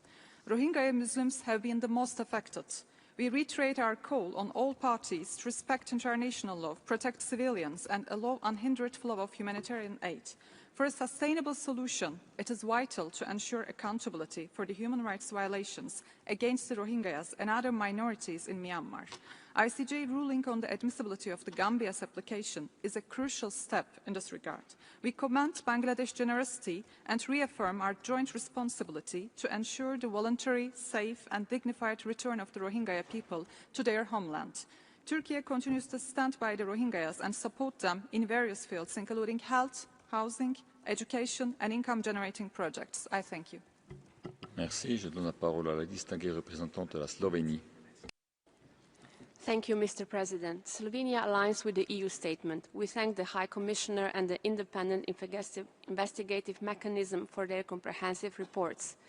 We remain concerned over reports of ongoing violence, including torture, sexual and gender-based violence, attacks on civilian populations and the denial of humanitarian assistance. Entire communities continue to face indiscriminate attacks, forced displacement and the destruction of essential infrastructure. The March 2025 earthquake displaced over 1 million people and caused thousands of deaths. In disaster-affected areas, the military continued attacks and obstructed humanitarian aid. Slovenia reiterates its call for an immediate cessation of all violence against all civilians, including the Rohingya community, and calls for their protection in compliance with the international humanitarian and human rights law. The efforts in collecting and preserving evidence of these serious violations is crucial to supporting international efforts aimed at justice and accountability. Ending impunity is the necessary first step towards justice, peace and reconciliation in Myanmar, and the international community must act decisively to uphold these principles. Thank you. Merci. Je donne la parole à la distinguée représentante de la Roumanie. Romania aligns with the EU statement. We want to thank the High Commissioner and the investigative mechanism for their reports. Romania expresses serious concern about the ongoing human rights crisis in Myanmar, a human rights calamity, the High Commissioner said at the beginning of our session. As we just heard, we are witnessing widespread and systematic patterns of indiscriminate attacks by the military against civilians, forced displacement, forced recruitment, disappearances, arbitrary arrests, and denial of humanitarian assistance. We strongly urge the Myanmar military to immediately stop the violence, restore Myanmar's democratic political system, and implement ASEAN's 5-point consensus. In the light of the ongoing violations of international law and the prevailing impunity, we must pursue all available legal avenues for accountability. Romania will support all efforts in this regard, including universal jurisdiction and the work of the Council through its mandate holders. We urge the Council to maintain focus on accountability in Myanmar. Thank you. Merci. Je donne la parole à la distinguée représentante du Japon. Thank you, Mr. President. Mr. High Commissioner and Mr. Commission, we thank you for your reports. 4.5 years after the coup in February 2021, the human rights situation in Myanmar remains dire, with people suffering intolerable violence, including ongoing airstrikes, and many still detained. Crimes in detention facilities such as torture and sexual violence continue to be reported. Japan is gravely concerned by and deplores the continuing deterioration of the human rights situation in Myanmar. Myanmar's current regime lifted the state of emergency and announced plans to hold general elections between December 2025 and January 2026. We assert that these elections should serve as a step towards restoring a democratic political system. If general elections are held without any visible progress in this regard, it could provoke strong backlash from the people of Myanmar and hinder a peaceful resolution of the conflict. Japan once again strongly urges the Myanmar military to take concrete action to immediately stop the violence, release those detained, and swiftly restore Myanmar's democratic political system. We continue to stand with the people of Myanmar and provide various types of support to improve the humanitarian situation and enhance the livelihoods of the people of Myanmar. I thank you. Merci. Je donne la parole à la distinguée représentante de la France. Monsieur le Haut-Commissaire, la France souscrit à la déclaration de l'Union européenne et vous remercie pour votre rapport qui fait état des atrocités endurées par la population en Birmanie et dont la junte porte l'essentiel de la responsabilité depuis 2021. Les forces de sécurité ont affaibli l'état de droit jusqu'à sa quasi-disparition et se sont rendus coupables de violations systématiques des droits de l'homme en multipliant les détentions arbitraires, les violences sexuelles et les actes de torture, y compris sur des enfants. La France réitère son soutien aux mandats et mécanismes permettant l'établissement des faits nécessaires à la lutte contre l'impunité, dont le mécanisme d'enquête indépendant des Nations Unies pour la Birmanie. En 2019, le bureau du procureur de la CPI a ouvert une enquête pour crimes contre l'humanité commis contre la population Rohingya. La France exige la pleine mise en œuvre de la résolution 2669 du Conseil de sécurité, la cessation des violations du droit international, des attaques contre la population civile et la libération immédiate et inconditionnelle des prisonniers politiques, y compris la conseillère pour l'État Aung San Suu Kyi et le président Win Myint. Le respect du droit international humanitaire est une obligation pour la junte. La junte doit garantir un accès complet, sûr, rapide et sans entrave de l'aide humanitaire. La France rappelle son soutien aux efforts de l'ASEAN en faveur de la résolution de la crise, notamment le consensus en 5 points. Seul un dialogue entre toutes les parties, y compris l'opposition démocratique, pourra garantir une sortie de crise pacifique et durable. Merci. Je donne la parole au distingué représentant de Bélarus. Благодарю, господин председатель. В отношении новых докладов по Мьянме вынуждены вновь обратить внимание на игнорирование голоса и позиции мьянманских властей. Основные усилия международных организаций и заинтересованных стран должны быть направлены не на изоляцию Мьянмы, а на выработку эффективных путей к скорейшему прекращению конфликта, обеспечение безопасности гражданского населения, надлежащее обеспечение всех нуждающихся гуманитарной помощью, поддержку уязвимых групп населения. Убеждены в необходимости отказа от давления на власти страны, в том числе в форме применения УПМ. Только равноправный и конструктивный диалог с правительством, поддержка национальных и международных усилий, включая региональные инициативы в рамках АСЕАН, могут способствовать разрешению кризисной ситуации и реальному улучшению ситуации в сфере прав человека на местах. Благодарю за внимание. Merci. Je donne la parole à la distinguée représentante de la Fédération de Russie. Господин председатель, Россия уделяет пристальное внимание развитию ситуации в Мьянме. Приветствуем решение мьянманских властей отменить действовавшее в стране с 2021 года чрезвычайное положение и начать подготовку к проведению национальных парламентских выборов. Исходим из того, что поиск пути регулирования кризисной ситуации в Мьянме должен основываться на уважении принципов суверенитета, невмешательства во внутренние дела и равноправного диалога. Выступаем против попыток возложить всю ответственность за нынешнюю ситуацию на власти в Нейпидо. Осуждаем практику ряда государств по использованию многосторонних площадок, включая СПЧ, для оказания давления на правительство Мьянмы. Односторонние санкционные меры, политизация правозащитной повестки и попытки изоляции лишь усугубляют положение мьянманцев и препятствуют конструктивному взаимодействию с этой страной. Приветствуем стремление АСЕАН содействовать поиску путей нормализации ситуации внутри и вокруг Мьянмы, в том числе решению гуманитарных проблем.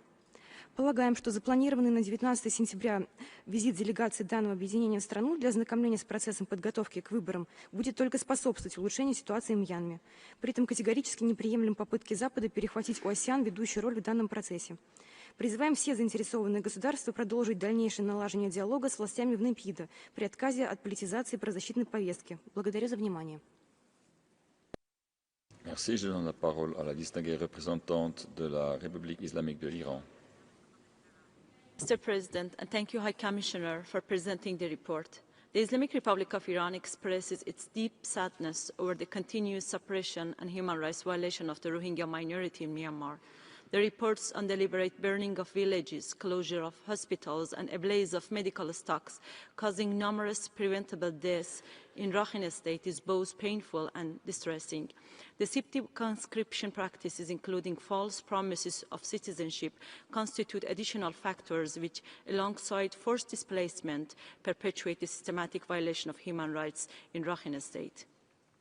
Considering the critical responsibility of governments in preventing human rights abuses Iran once again urges Myanmar's authorities to ensure the protection and security of Rohingya Muslims, fully recognize their fundamental rights, including citizenship, and foster the conditions necessary for the voluntary, safe, dignified, and sustainable repatriation of Rohingya refugees to their homeland. Mr. President, Iran supports all the international and regional efforts conducive to a lasting solution to this complex crisis, including those undertaken by OIC and ASEAN, and appreciates countries that are hosting Rohingya refugees in spite of their own challenges and difficulties. Mr. High Commissioner, how United Nations can help the officials in Myanmar to participate in Human Rights Council and make them more accountable for what is happening under their administration. Thank you very much. Je donne la parole au distingué représentant de l'Espagne. Muchas gracias, señor presidente. España se suma a la declaración de la Unión Europea, agradece los informes del Alto Comisionado y del Mecanismo Independiente de Investigación.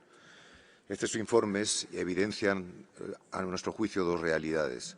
Primero, que las violaciones masivas de los derechos humanos no son asunto interno de los Estados, porque tienen repercusiones más allá de sus fronteras sobre la paz y la seguridad regionales. Segundo, que los mecanismos de investigación de los que se dota el Consejo tienen un papel fundamental en la documentación de las violaciones como primer paso en la lucha contra la impunidad. Desde el año 21 se está cometiendo en Myanmar todo el amplio catálogo de violaciones de derechos humanos que figura en los informes, matanzas, desapariciones forzadas, torturas, etcétera, etcétera. Todo ello agravado por la inseguridad alimentaria y por los efectos de los recientes desastres naturales. Los informes también documentan la situación particularmente severa en el estadio de Rakhine, la persecución contra los rohingyas y otras minorías. Pero no podemos permitir la vuelta a las atrocidades del año 17 ni que continúe el desplazamiento forzado de personas. España hace un llamamiento a las partes en conflicto para que cesen en el uso de la violencia, el fin de la persecución de los rohingyas y demás minorías étnicas y a que se permita el rápido acceso de la ayuda humanitaria. Muchas gracias, señor presidente. Merci. Je donne la parole à la distinguée représentante des Maldives. Thank you, Mr. President. The Maldives welcomes the comprehensive reports presented today.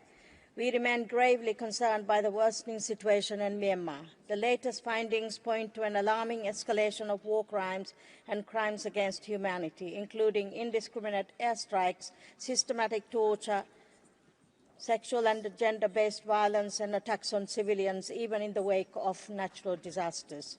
We are particularly disturbed by the plight of Rohingya who continue to suffer persecution, displacement and denial of their fundamental rights.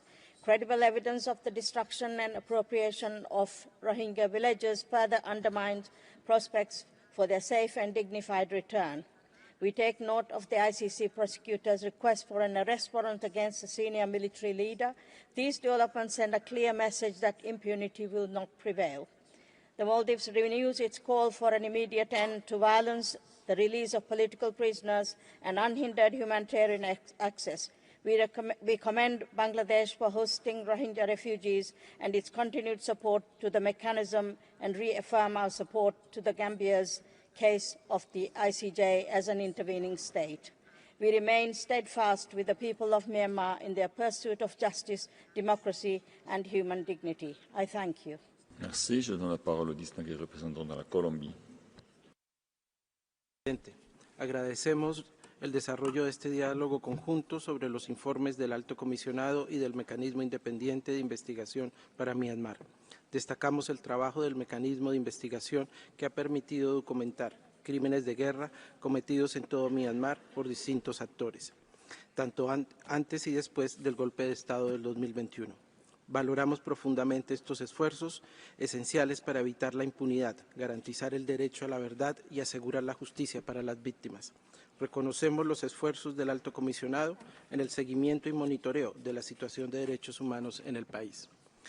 Hacemos un llamado urgente a todas las partes en el conflicto a detener sus acciones armadas, respetar el derecho internacional humanitario, proteger a la población civil y permitir el acceso seguro y sin restricciones de la ayuda humanitaria para todos aquellos que la requieren con urgencia.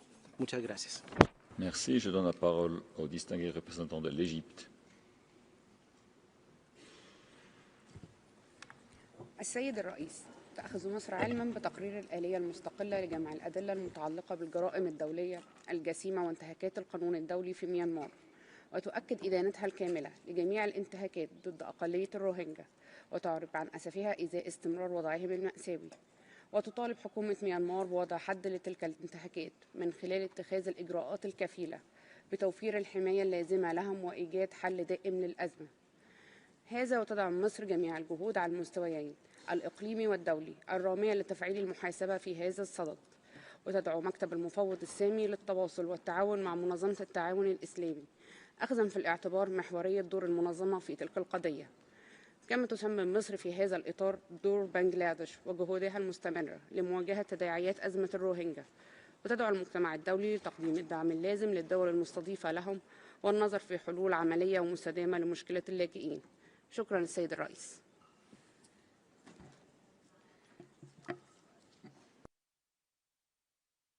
Merci. Je donne la parole au distingué représentant de la République bolivarienne de Venezuela. Gracias, señor presidente. Alentamos a seguir apoyando los esfuerzos de buena fe en la búsqueda de una paz duradera y del desarrollo sostenible del pueblo de Myanmar, con un enfoque no politizado, con estricto apego al derecho internacional de los derechos humanos, el respeto a la soberanía y a la no injerencia en los asuntos internos de los estados. Reconociendo la complejidad de la situación en Myanmar, destacamos los esfuerzos emprendidos para resolver las diferencias existentes mediante un diálogo político. Asimismo, rechazamos nuevamente la aplicación de medidas coercitivas unilaterales, que, como ha sido señalado por diversos relatores especiales, generan un impacto negativo sobre los derechos humanos de las poblaciones. Venezuela seguirá abogando por la vigencia de los derechos humanos de la población, alentando los esfuerzos por la paz y la reconciliación nacional en Myanmar, exhortando un diálogo político como vía esencial para solucionar las diferencias en el país. Muchas gracias, señor presidente. Merci. C'était la dernière intervention sur ma liste. Nous passons à la liste des institutions nationales des droits de l'homme et des organisations non gouvernementales. Je donne la parole à Fortify pour une intervention par vidéo. Human Rights welcomes the reports of the High Commissioner and the IIMM and thanks them for their tireless efforts to ensure accountability for the crimes occurring in Myanmar. Mr. President, after sustaining heavy battlefield losses as a result of coordinated resistance military operations in late 2024, the Myanmar junta is increasingly using its air force to indiscriminately attack civilians and civilian infrastructure in opposition-held and contested territory. A recent Fortify Rights report documents a series of airstrikes in Kachin and Karenni states that killed hundreds of civilians and destroyed homes, schools, and hospitals, and likely constitute war crimes under international law. Our investigation also reveals the names and ranks and positions of 22 Myanmar military and Air Force commanders and personnel individually responsible for ordering or authorizing airstrikes that have killed and maimed countless civilians. Fortify Rights calls on the international community to implement targeted and coordinated sanctions against the individuals named in our report and others responsible for international crimes in Myanmar. Responsible governments must also now take decisive action to disable the global supply chain that continues to enable the Myanmar junta's crimes, in particular, those providing aviation fuel to the junta's planes. Fortify Rights is also deeply concerned by the Arakan Army's systematic crimes against Rohingya civilians in Rakhine State. We have documented killings, torture, and arson attacks. The forces opposed to the junta's crimes must not sink to their level of death and destruction and must abide by international law. Thank you, Mr. President. Merci. Je donne la parole à Human Rights International. Mr. President, we welcome the report of the Independent Investigative Mechanism for Myanmar. The fact that the report continues to find evidence of war crimes and crimes against humanity committed more frequently and with greater intensity is particularly important in the context of the upcoming high-level conference. The conditions for the voluntary return of Rohingya refugees are clearly not present on the ground. In previous statements, we have raised concerns regarding the devastating aerial attacks perpetrated by the Myanmar military on civilians and civilians' infrastructure, including IDP camps, schools, religious buildings and health facilities. The report has highlighted the traumatising impact that the strikes have had on mental health, in particular on children who live in constant fear of attacks from above. The humanitarian situation in Myanmar and in refugee camps in Thailand and Bangladesh continues to worsen. The lack of urgent humanitarian assistance could force refugees back to dangerous conditions in Myanmar. We request Member States of the United Nations to, 1, scale up much-needed humanitarian funding in Myanmar, prioritising support to local and grassroots organisations that provide essential services and aid. 2, urgently reverse humanitarian funding cuts supporting camps hosting refugees from Myanmar and neighbouring countries. And 3, immediately cease the transfer of arms, jet fuel, surveillance equipment or technologies that risk contributing to violations and abuses of international humanitarian and human rights law. Thank you. Merci. Je donne la parole à Humanists International par video. Thank you, Mr. President. I make this statement on behalf of Humanists International and Burmese Atheists. Burmese Atheists is a grassroots humanist organisation, and I make this statement on their behalf as they face grave security risks for expressing dissent. We thank the IIMM for its work and the High Commissioner for his report. The IIMM's evidence must support the process of holding those who have violated international law accountable. These crimes include indiscriminate bombing, extrajudicial killings, forced conscription, unlawful detention, and systematic acts of repression against civilians, including ethnic and religious minorities. Continued cooperation between the IIMM, this Council, and the ICC towards justice is a necessity, and we urge Member States to support these processes. We express great concern at the military regime's plans to hold elections this coming December. While we of course hope and strive for a return to a democratic Myanmar, these elections represent nothing but the junta's attempt to manufacture democratic legitimacy. Despite the purported end to the state of emergency, military occupation remains. No electoral outcome can be deemed legitimate when conducted under such conditions of coercion and exclusion. Any credible electoral process must be inclusive, transparent, and conducted free from coercion. There must be a credible opposition, and the junta must release trade unionists and political opposition leaders, including State Councillor Aung San Suu Kyi. Independent media must be restored, and human rights, including freedom of expression and of association, must be guaranteed. We urge this Council to unequivocally reject the sham electoral process and mobilise coordinated efforts to recognise and vindicate meaningful civilian rule in Myanmar. Thank you. Merci. Je donne la parole à Human Rights Now.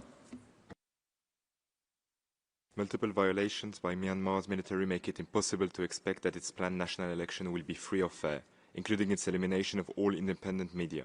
It is the dissolution of more than 40 opposition parties, its suspension of civil and political protections allowing for warrantless arrests and arbitrary surveillance, the ongoing conflict which excludes large areas of the country from the election, and a new electoral law imposing severe punishments for speech and protests against the electoral process. These follow the military's pattern of flagrant civil and political rights violations, including more than 22,000 political prisoners since the coup. A sham election will only legitimize the military's abusive rule.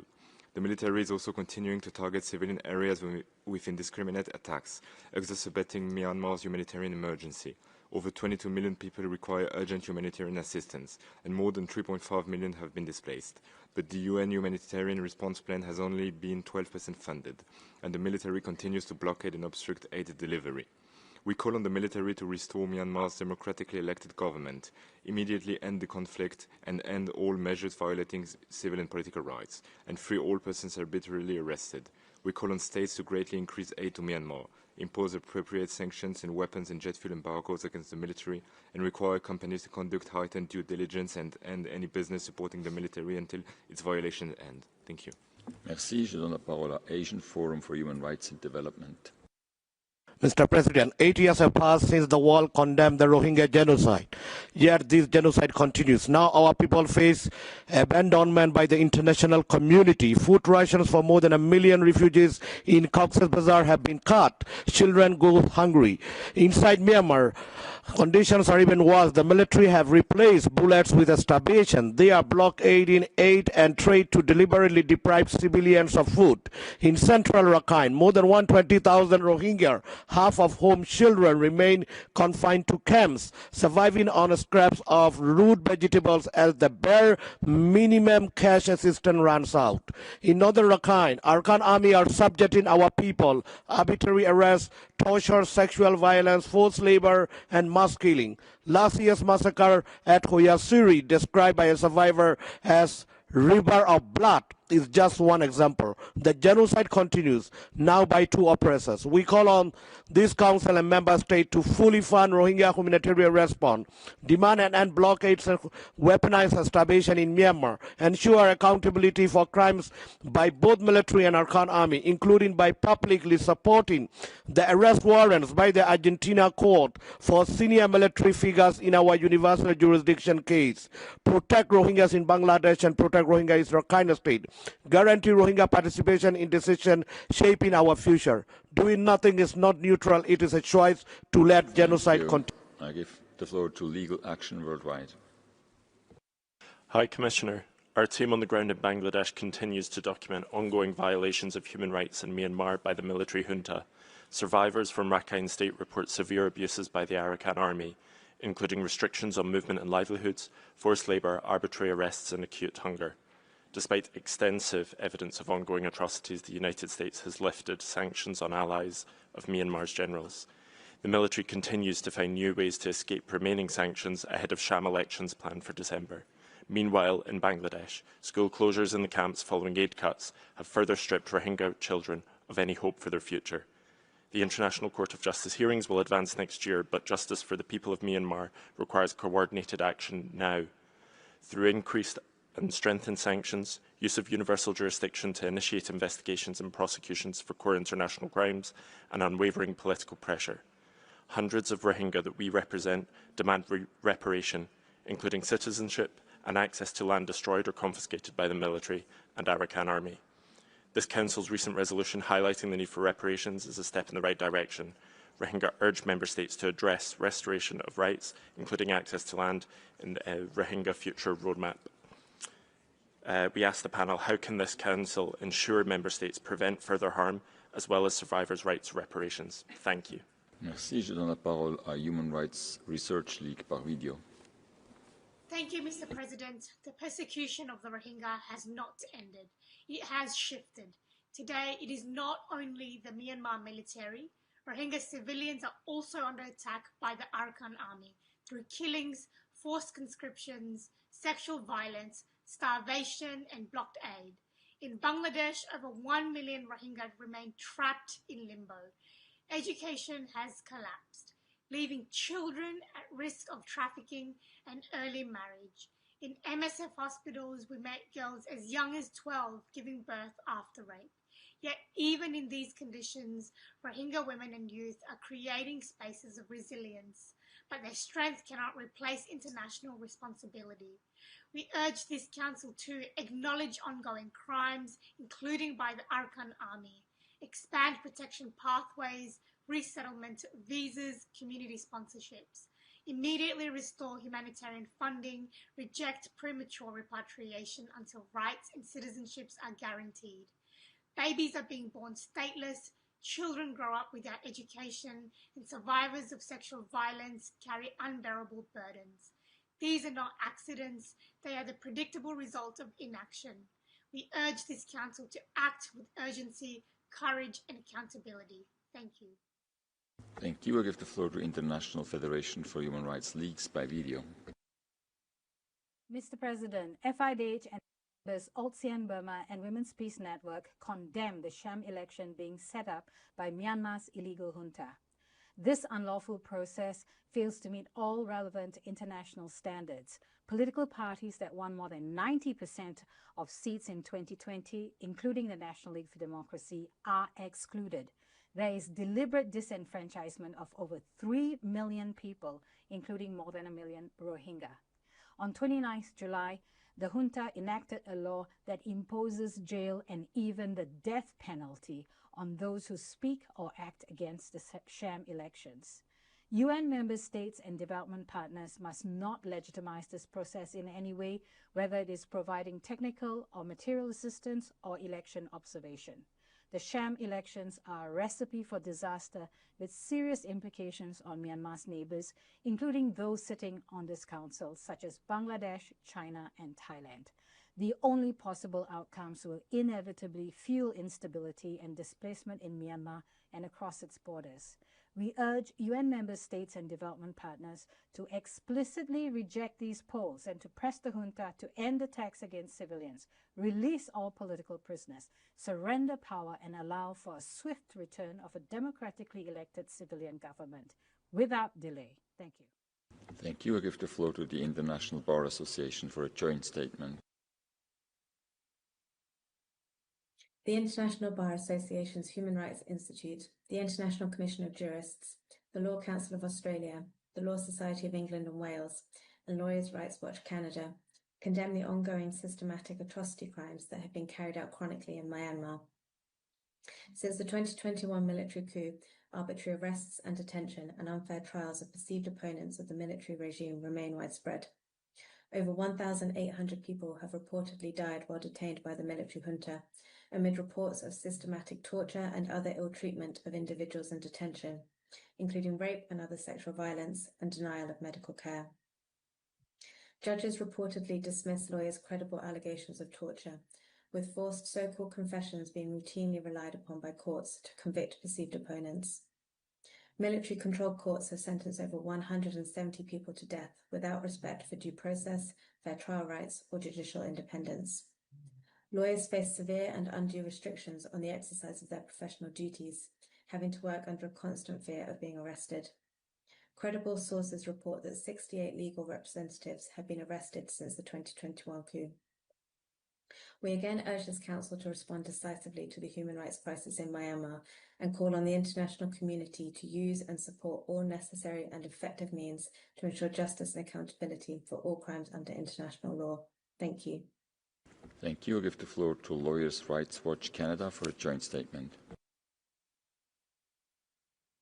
Mr. President, Lawyers' Rights Watch Canada and the International Bar Association Human Rights Institute join the High Commissioner's continued call on the Myanmar military and other armed groups to seize violations of international humanitarian law and international human rights law. During the 4 years since the military coup in Myanmar, there has been an unabated rise in indiscriminate and systemic attacks on ethnic minorities by the junta. 3.5 million are displaced and over 20 million are in humanitarian need across Myanmar. The root cause of violations is the unbridled impunity of Myanmar's military, including laws that violate international law implemented by courts subsumed by the junta. Absent the rule of law and independent courts, most crimes committed by the junta are unreported. More than 22,300 are unlawfully detained without access to independent courts or adequate legal representation. Torture, ill-treatment, and extrajudicial killings are routine, along with arrests of lawyers. At least 53 lawyers have been arrested since the coup. Military-controlled courts have sentenced 172 detainees to death. We call on all council members, observer states, and UN bodies to halt engagement with the junta and stop the flow of weapons.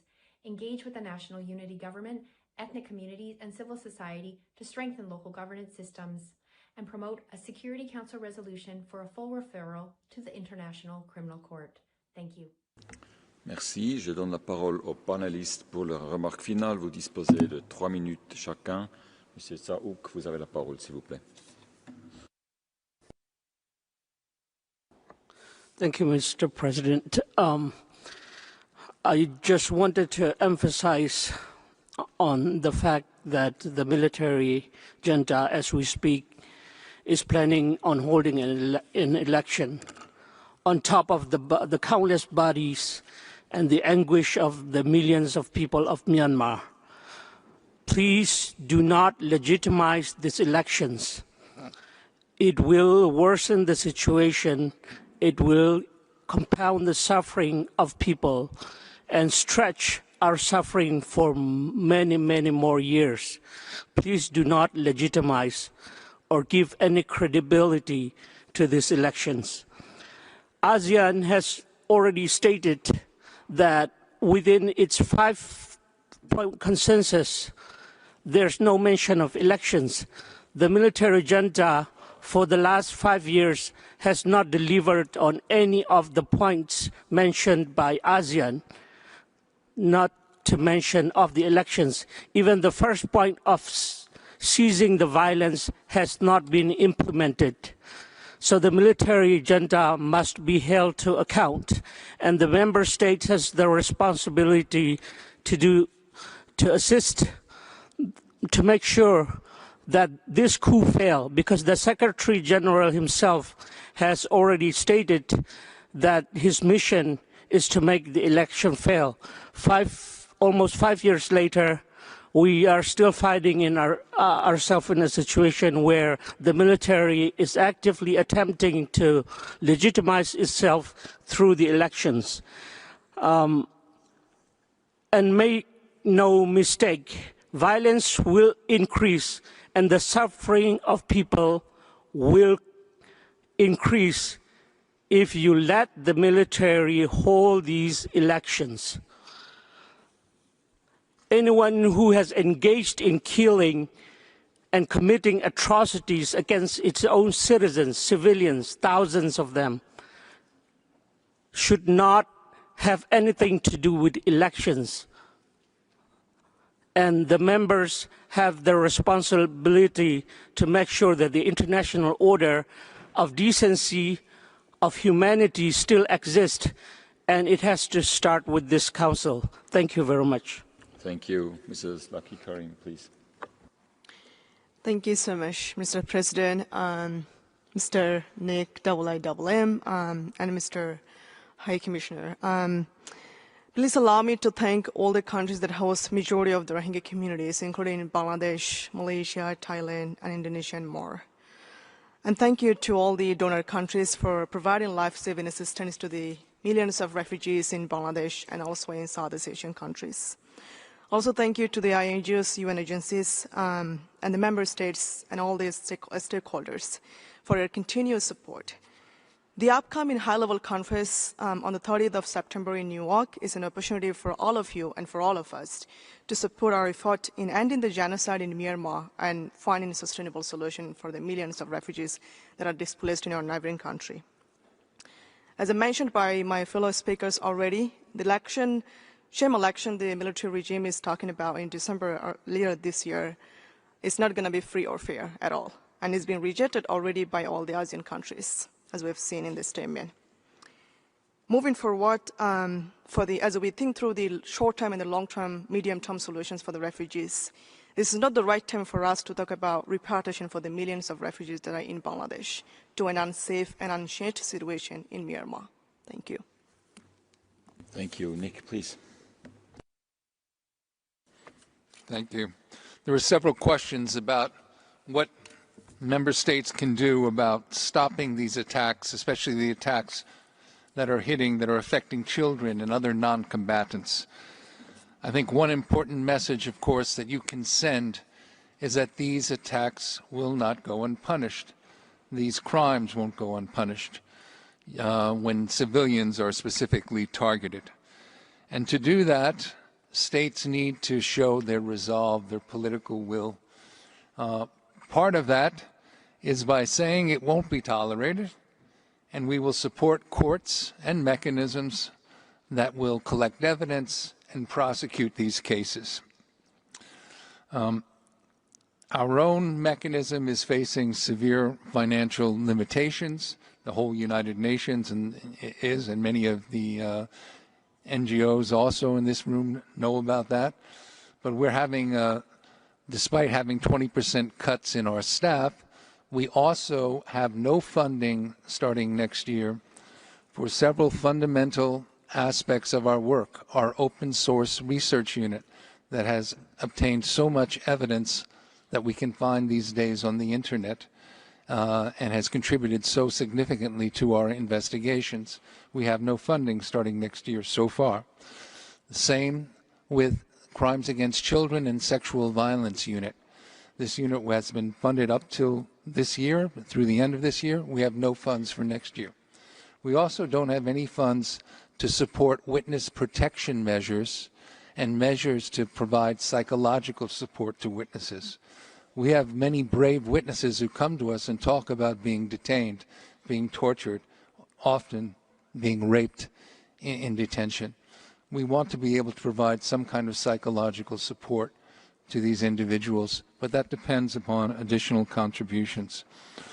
Also, states can help us by making it clear that they will allow us to conduct activities, our evidence gathering activities on their territory, and interview witnesses on their territory. This is fundamental to us gathering the evidence. Further, states can help us by helping us protect key witnesses. We're not a police force, and we can't grant anyone a visa or travel document. But often witnesses with key evidence are in very dangerous situations. We want to be able to find, have the ability to bring them to a place where they'll be safe, where we can interview them, and where they'll be available for further testimony.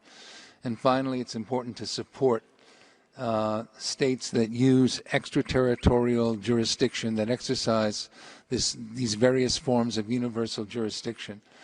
Hopefully one day these cases, these crimes will be judged in Myanmar, and we can share our evidence with Myanmar courts that are committed to real justice, protection of witnesses, and due process. But until that day comes, it's important to have these other jurisdictions to support them, those that can bring some justice to the people of Myanmar. Thank you very much. Thank you much. Monsieur le Commissaire, s'il vous plaît. Merci beaucoup. And also thanks to all of you for the statements that you have made in response to the very rapidly deteriorating situation in Myanmar. Just before I answer some of the questions, let me point out one thing that I have also addressed in my global update. When we talk about sovereignty and internal affairs, let's also look at the Charter again. And the Charter makes it absolutely clear that when it comes to matters of international concern, such as human rights, that this is not in any way an interference in the domestic affairs of a country. In fact, sovereignty comes with responsibility. And if one looks at the data, not only the data that we have presented today, but also the data of when you look at the development of the conflict, when you look at the intensification of the conflict nationwide, if you look at the humanitarian situation with 22 million people in need of humanitarian assistance, with over 15 million are facing acute food insecurity, when you look at the displacement, internal displacement numbers, the refugee outflows that we have seen into Bangladesh and neighboring countries, it is absolutely clear that this is a matter of international concern and not something that is purely relegated to internal affairs. And I think I need to make that point very clear at the beginning. Look, at the elections, let's disentangle what elections, free and fair elections, mean. In a context where you have autocratic military rule, where you have an ongoing internal armed conflict, where half of the political class is arbitrarily detained, where you still have ongoing violence against civilians and civilian inhabited areas, where you have the military purging nearly all political parties who have opposed their coup, declaring the largest parties illegal, where the voter and party registration processes have lacked any compliance with standards of independence, fairness, representative democracy and legitimacy, where villagers have been warning us that they fear the military will deploy units to force villagers to vote. I mean, frankly, can anyone support such elections? Because that will neither realize the legitimate democratic aspirations of the Myanmar people, nor create the conditions for long-term peace, stability and sustainable development. So I agree entirely with the ASEAN chair that elections will not end the violence or resolve the crisis. The only thing that can lead to that is de-escalation and humanitarian access. Elections are not going to be the solution. I welcome also the focus of many of you on the Rohingya issue. We will have the conference on the 30th of September, the high-level conference. I hope it will galvanize action. I hope there will be a stronger commitment and a roadmap for durable solutions and accountability. I mean, it is, of course, worrying that we have seen the suspension of aid programs for Rohingya in Bangladesh in particular. And I also agree with Malaysia that a comprehensive approach is needed. It's not only, the focus cannot only be on voluntary repatriation, because as we know at the current circumstances that's not possible because the conditions are not there. But we need more legal status, we need more integration of Rohingya, we need resettlement, we need all kinds of other avenues.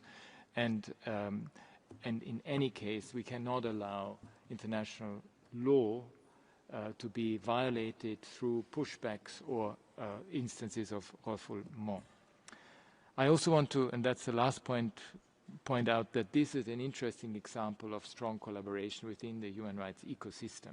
So each component of the response to Myanmar plays its part. My office, as you know, based in Bangkok, which continues to monitor and provide credible, verified and authoritative information so that we can report back to you, to the Human Rights Council on the situation and provide the early warnings, the independent international mechanism for Myanmar, with the evidence collection, which is incredibly important, the special rapporteur in his advocacy and reports, and the cases that are currently before the ICC and the ICJ.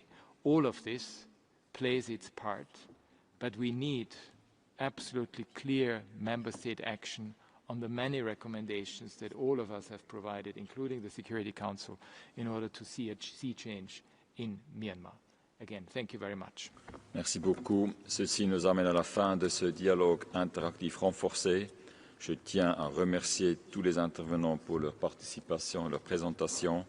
Nous ferons une courte pause avant d'entamer le dialogue interactif sur le Sri Lanka. Merci.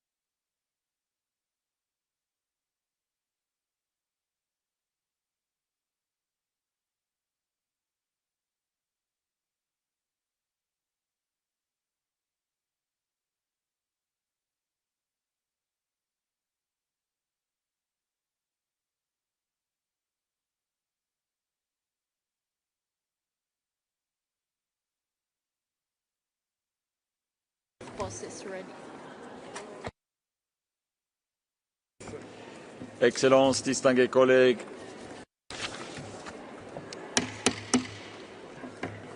s'il vous plaît, nous allons entamer le dialogue interactif sur le rapport du Haut Commissariat aux droits de l'homme sur la situation des droits de l'homme au Sri Lanka, conformément à la résolution 57/1 du Conseil. Je rappelle que la durée des dialogues interactifs est d'1 heure et 30 minutes. Cependant, en fonction du nombre de délégations inscrites pour chaque dialogue interactif, si le temps nous le permet, les vice-présidents et moi-même détermineront si nous pouvons dépasser la durée d'1 heure et demie pour certains dialogues afin de donner la parole à davantage de délégations. J'ai l'honneur d'accueillir M. Volker Turk, Haut Commissaire aux droits de l'homme, pour présenter le rapport. Vous avez la parole. Merci beaucoup, Monsieur le Président. Excellencies, Sri Lanka today has an historic opportunity to heal from the cycles of violence and impunity that have dominated for decades. The government has a clear mandate from across the nation for transformative reform, accountability, truth and justice. During my recent visit, the country's leadership pledged a fresh direction on long-standing issues. It is crucial for this approach to be translated into a coherent, time-bound plan for concrete action. The report I'm presenting today sets out key areas for focus, including delivering accountability and justice, fundamental legal and institutional reforms, and eliminating the discrimination and the division that have poisoned politics for generations. Mr. President, Excellencies, first and foremost, my report calls for decisive action by the government on justice and accountability, which are essential to fostering a future of healing, reconciliation and sustainable peace. I welcome the government's pledge to take action on major, long-standing issues, including strengthening the rule of law and ending ethnic discrimination and the politics of division. During my visit, I witnessed the continued suffering of victims of human rights violations and abuses. At a mass grave site at Chemani, I met a family who were searching for and grieving the loss of a loved one. A woman from a southern province told me that after 30 years, she is still looking for her husband. Independent, transparent and credible investigations are critical to restoring trust. My report notes that conflict-related sexual violence remains deeply stigmatized and many survivors feel completely abandoned. Impunity can be a second form of violence that perpetuates cycles of harm. The demands of victims and survivors must be addressed. Their voices must guide the government's policies on accountability, truth, justice and reparation. This calls for a formal acknowledgement of violations and abuses, including during the civil war. Victims and survivors need the state and its security forces to accept responsibility and recognize the lasting impact of violations and crimes committed by them, alongside those committed by non-state armed groups such as the LTTE. There must be a shared sense of the facts and a shared conviction that justice is being served. I welcome the President's statements in this regard and the increased space for memorialization by victims. Second, there is an urgent need for Sri Lanka to undertake deep constitutional, legal and institutional reforms. This is crucial to ensuring that the tragedies of the past can never be repeated. I welcome the government's initiative to establish an independent public prosecution office with independent investigators. It is important for civil society organizations to be included in this process. My report recommends setting up a dedicated judicial mechanism with an independent special counsel to look into violations of international human rights and humanitarian law over previous decades. I urge immediate and sustained action to address deaths in custody and torture, which remain systemic issues.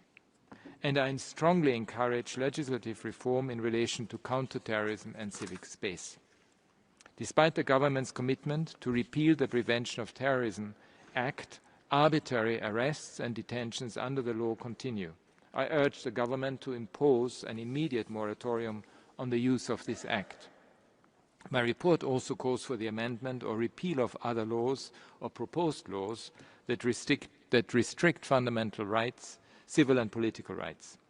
These include the Online Safety Act, the International Covenant on Civil and Political Rights Act, the draft NGO Bill, and the draft Personal Data Protection Act.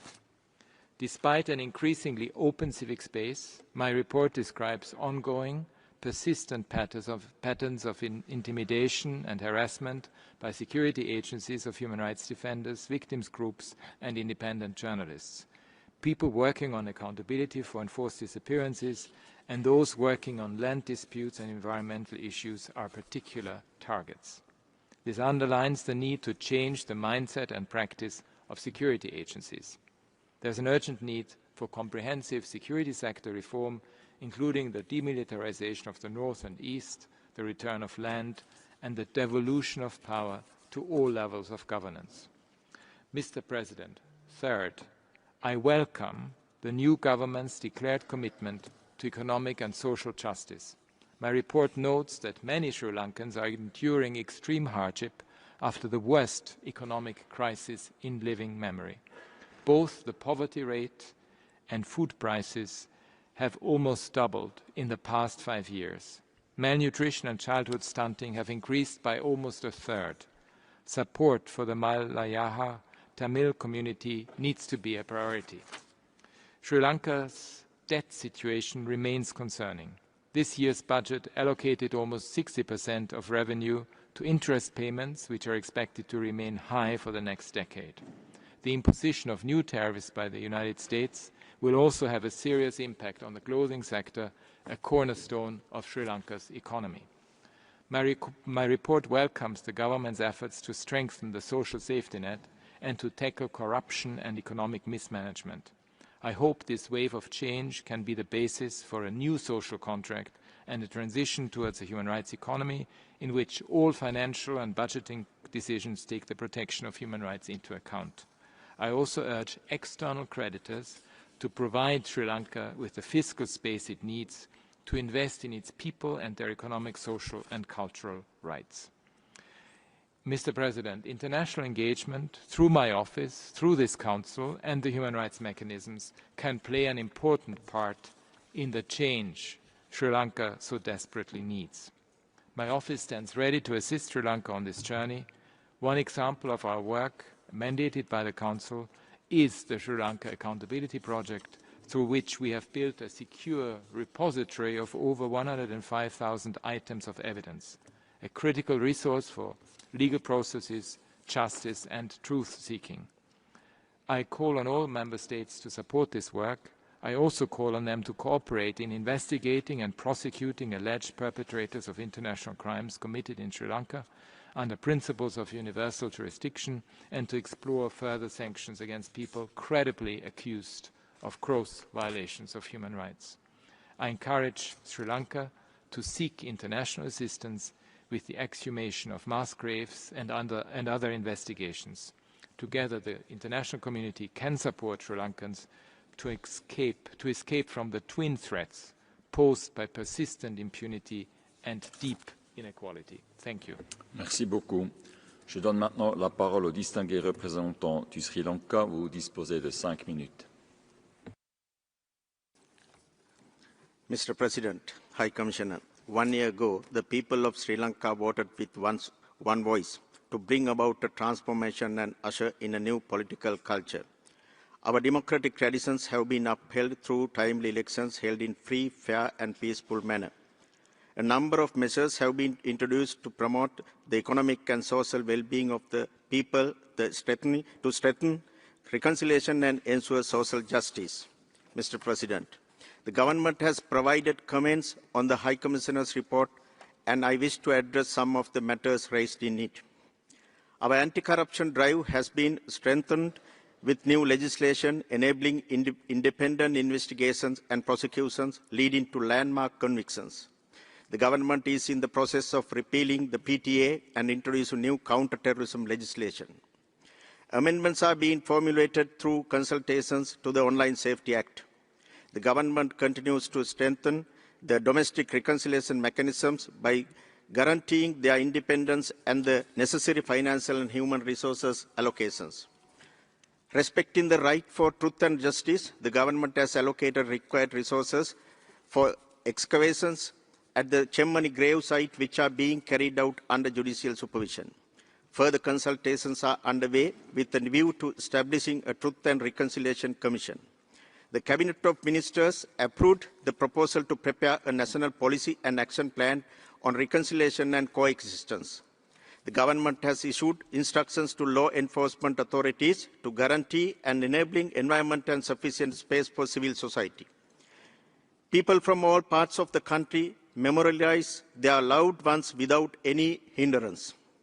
In line with the government's vision and commitment for a reconciled Sri Lanka, a Sri Lanka Day is to be celebrated in the first week of December.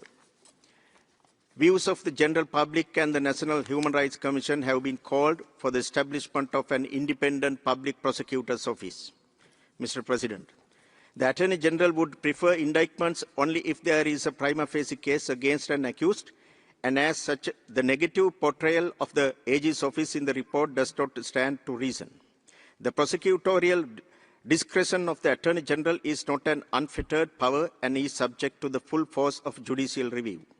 The reference to the amended Personal Data Protection Act in the report is erroneous, as the proposed revisions are not related to exemptions as indicated. The government is committed to advancing accountability through credible domestic processes. Recent decisions by the Sri Lankan courts demonstrate the independence of the Sri Lankan judiciary. The government has afforded full independence to the police, and investigations have been resumed into many long-standing cases, including the Easter Sunday attacks and attacks against journalists. A large majority of lands have been released. Adequate compensation is paid to rightful owners where release is not possible. A cabinet-appointed committee is addressing competing claims and land issues faced by people living in areas identified as state reserves and places of archaeological significance. To build confidence among the public, the government is taking several initiatives, including opening of roads, infrastructure, development, livelihood support, and promotion of industries. Legislation is being formulated to increase wages in the plantation sector, while over 5,000 houses are to be handed over shortly. A bill introducing a right-centered approach to persons with disabilities is to be presented to the Parliament soon. Sri Lanka has continued to engage constructively with this Council, OHCHR, as well as with the regular human rights mechanisms. Mr. President, developments within less than a year clearly demonstrate our genuine commitment and determination to protect and promote the rights and well-being of all Sri Lankans through our domestic processes. Therefore, the government is opposed to any external mechanism imposed on us, such as the Sri Lanka Accountability Project, which serves to create divisions and complicate the national reconciliation process underway in Sri Lanka. We are committed to working towards a country that respects and celebrates the diversity of its people in line with our domestic legal framework. The government will continue to work in close cooperation with the international community through capacity building and technical assistance in mutually agreed areas to further strengthen these efforts. We urge this Council to take note of the progress made within a short period. We seek your continued support to provide us the time and space that is required to make use of this historic opportunity to advance the rights and well-being of Sri Lankans through national processes. Thank you. Merci. J'invite à présent les délégations intéressées à poser des questions au rapporteur spécial et à formuler des commentaires sur les déclarations. Le temps de parole est limité à 1 minute et 30 secondes pour chaque intervention. Il nous reste le temps pour 3 interventions ce matin. Et je donne la parole au distingué représentant du Koweït au nom du GCC. السيد الرئيس، أخذت دول مجلس التعاون علما بتقرير المفوض السامي لحقوق الإنسان حول حالة حقوق الإنسان في سريلانكا. السيد الرئيس، تتابع دول مجلس التعاون باهتمام التطورات الأخيرة في سريلانكا ولا سيما تشكيل الحكومة الجديدة وما أبدته من تعهدات إصلاحية والتزامها بتعزيز الشفافية والحكم الرشيد، كما تثمن الجهود المبذولة في التخفيف من حدة الأزمة الاقتصادية وتعزيز الأمن الغذائي وتوسيع شبكات الحماية الاجتماعية وتقديم الدعم للأسر الفقيرة. كما ترحب دول المجلس بتفاعل الحكومة السريلانكية مع آليات حقوق الإنسان الدولية. وفي هذا السياق تتطلع دول المجلس لاستمرار حكومة سريلانكا في اتخاذ الخطوات اللازمة باتجاه الإصلاحات التشريعية وضمان فعالية الحوار للوصول إلى المصالحة الوطنية التي تهدف إلى تحقيق الاستقرار وضمان اعتماد رؤية مشتركة لتعزيز حقوق الإنسان على أراضيها. ختاما، تشجع دول المجلس على دعم الجهود التي تقوم بها حكومة سريلانكا من خلال التعاون الفني وبناء القدرات والحوار البناء. وشكرا سيد الرئيس. Merci. Je donne la parole au distingué représentant du Royaume-Uni au nom d'un groupe de pays. Thank you, Mr. President. This statement is on behalf of the Sri Lanka Core Group comprising Canada, Malawi, Montenegro, North Macedonia and the United Kingdom. We are grateful for Minister Herath's presence here today. High Commissioner, thank you for your report and recent country visit, which underscored both enduring challenges and opportunities for reform. Your office has previously documented gross human rights violations and abuses, including unlawful killings, enforced disappearances, sexual and gender-based violence, and arbitrary detentions. As you noted, Sri Lanka has an opportunity to break from its past and heal deep scars that continue to impact victims, survivors, and their families. We welcome the government's decision to abolish the Prevention of Terrorism Act. We urge the government to turn its commitments into meaningful actions on human rights, accountability, reconciliation, good governance, and constitutional reform. Addressing long-standing impunity is essential to build trust among victims and survivors in domestic judicial processes. We fully support independent and effective public prosecutorial body. It is crucial that investigations at mass grave sites are carried out in line with international standards and that journalists, human rights defenders and civil society organisations can operate freely and safely. We remain willing to work constructively with Sri Lanka. Thank you. Merci. Je donne la parole au distingué représentant de l'Union européenne. Monsieur le Président, the European Union welcomes the OHCHR's report on the human rights situation in Sri Lanka. High Commissioner, as you said after your visit, the country's new government has a historic opportunity to break from the past. We welcome that its leadership pledges a fresh direction, including delivering justice for victims, restoring the rule of law, and eliminating discrimination. It now needs a comprehensive roadmap to translate this commitment into results. The European Union supports this call, reflected in the present report. The European Union recalls the increasing need for transitional justice. We acknowledge the government's efforts, including the initiative to establish an independent public prosecution office. However, we remain concerned over the lack of significant progress on accountability and justice for the victims, especially with respect to the many cases of dead and still missing persons. This situation needs to be addressed urgently and with decisive commitment. Accountability is central to the rule of law and for guarantees of non-repetition. The European Union monitors the human rights situation and remains concerned about the continued use of the Prevention of Terrorism Act, while recognizing ongoing steps forward repealing this legislation. We recall the importance of legal and institutional reforms, as well as the need to bring new legislation fully in line with international human rights obligations. The European Union stands ready to support Sri Lanka in implementing transformative reforms and strengthening the protection of human rights, welcoming its continued cooperation with the United Nations human rights system. Thank you. Merci. La liste des orateurs est maintenant close. Excellences, distingués collègues, ceci nous amène à la fin de cette séance. Nous nous retrouvons cet après-midi à 15 h afin de continuer le dialogue interactif sur la situation des droits de l'homme au Sri Lanka, puis entamer le dialogue interactif renforcé sur la situation des droits de l'homme en Afghanistan, suivi du dialogue interactif avec la Commission d'établissement des faits pour le Soudan. Avant de clore cette séance, j'aimerais vous permettre une petite remarque. Vous avez probablement remarqué qu'on n'est plus dans la salle habituelle du Conseil, qu'on a bougé dans une autre. J'aimerais profiter de remercier sincèrement tous les collègues du secrétariat, de l'Haut Commissariat, de ONU Genève, les techniciens, tout le monde qui a aidé à cette fluide transition d'une salle à l'autre. Ça vous paraît peut-être automatique, je peux vous rassurer, il y avait l'un ou l'autre défi. Pas qu'on s'en est rendu compte ce matin. Alors, merci beaucoup aux collègues pour tout ça. Et avec cela, je déclare close la première séance de la 60e session du Conseil des droits de l'homme. Merci et bon appétit.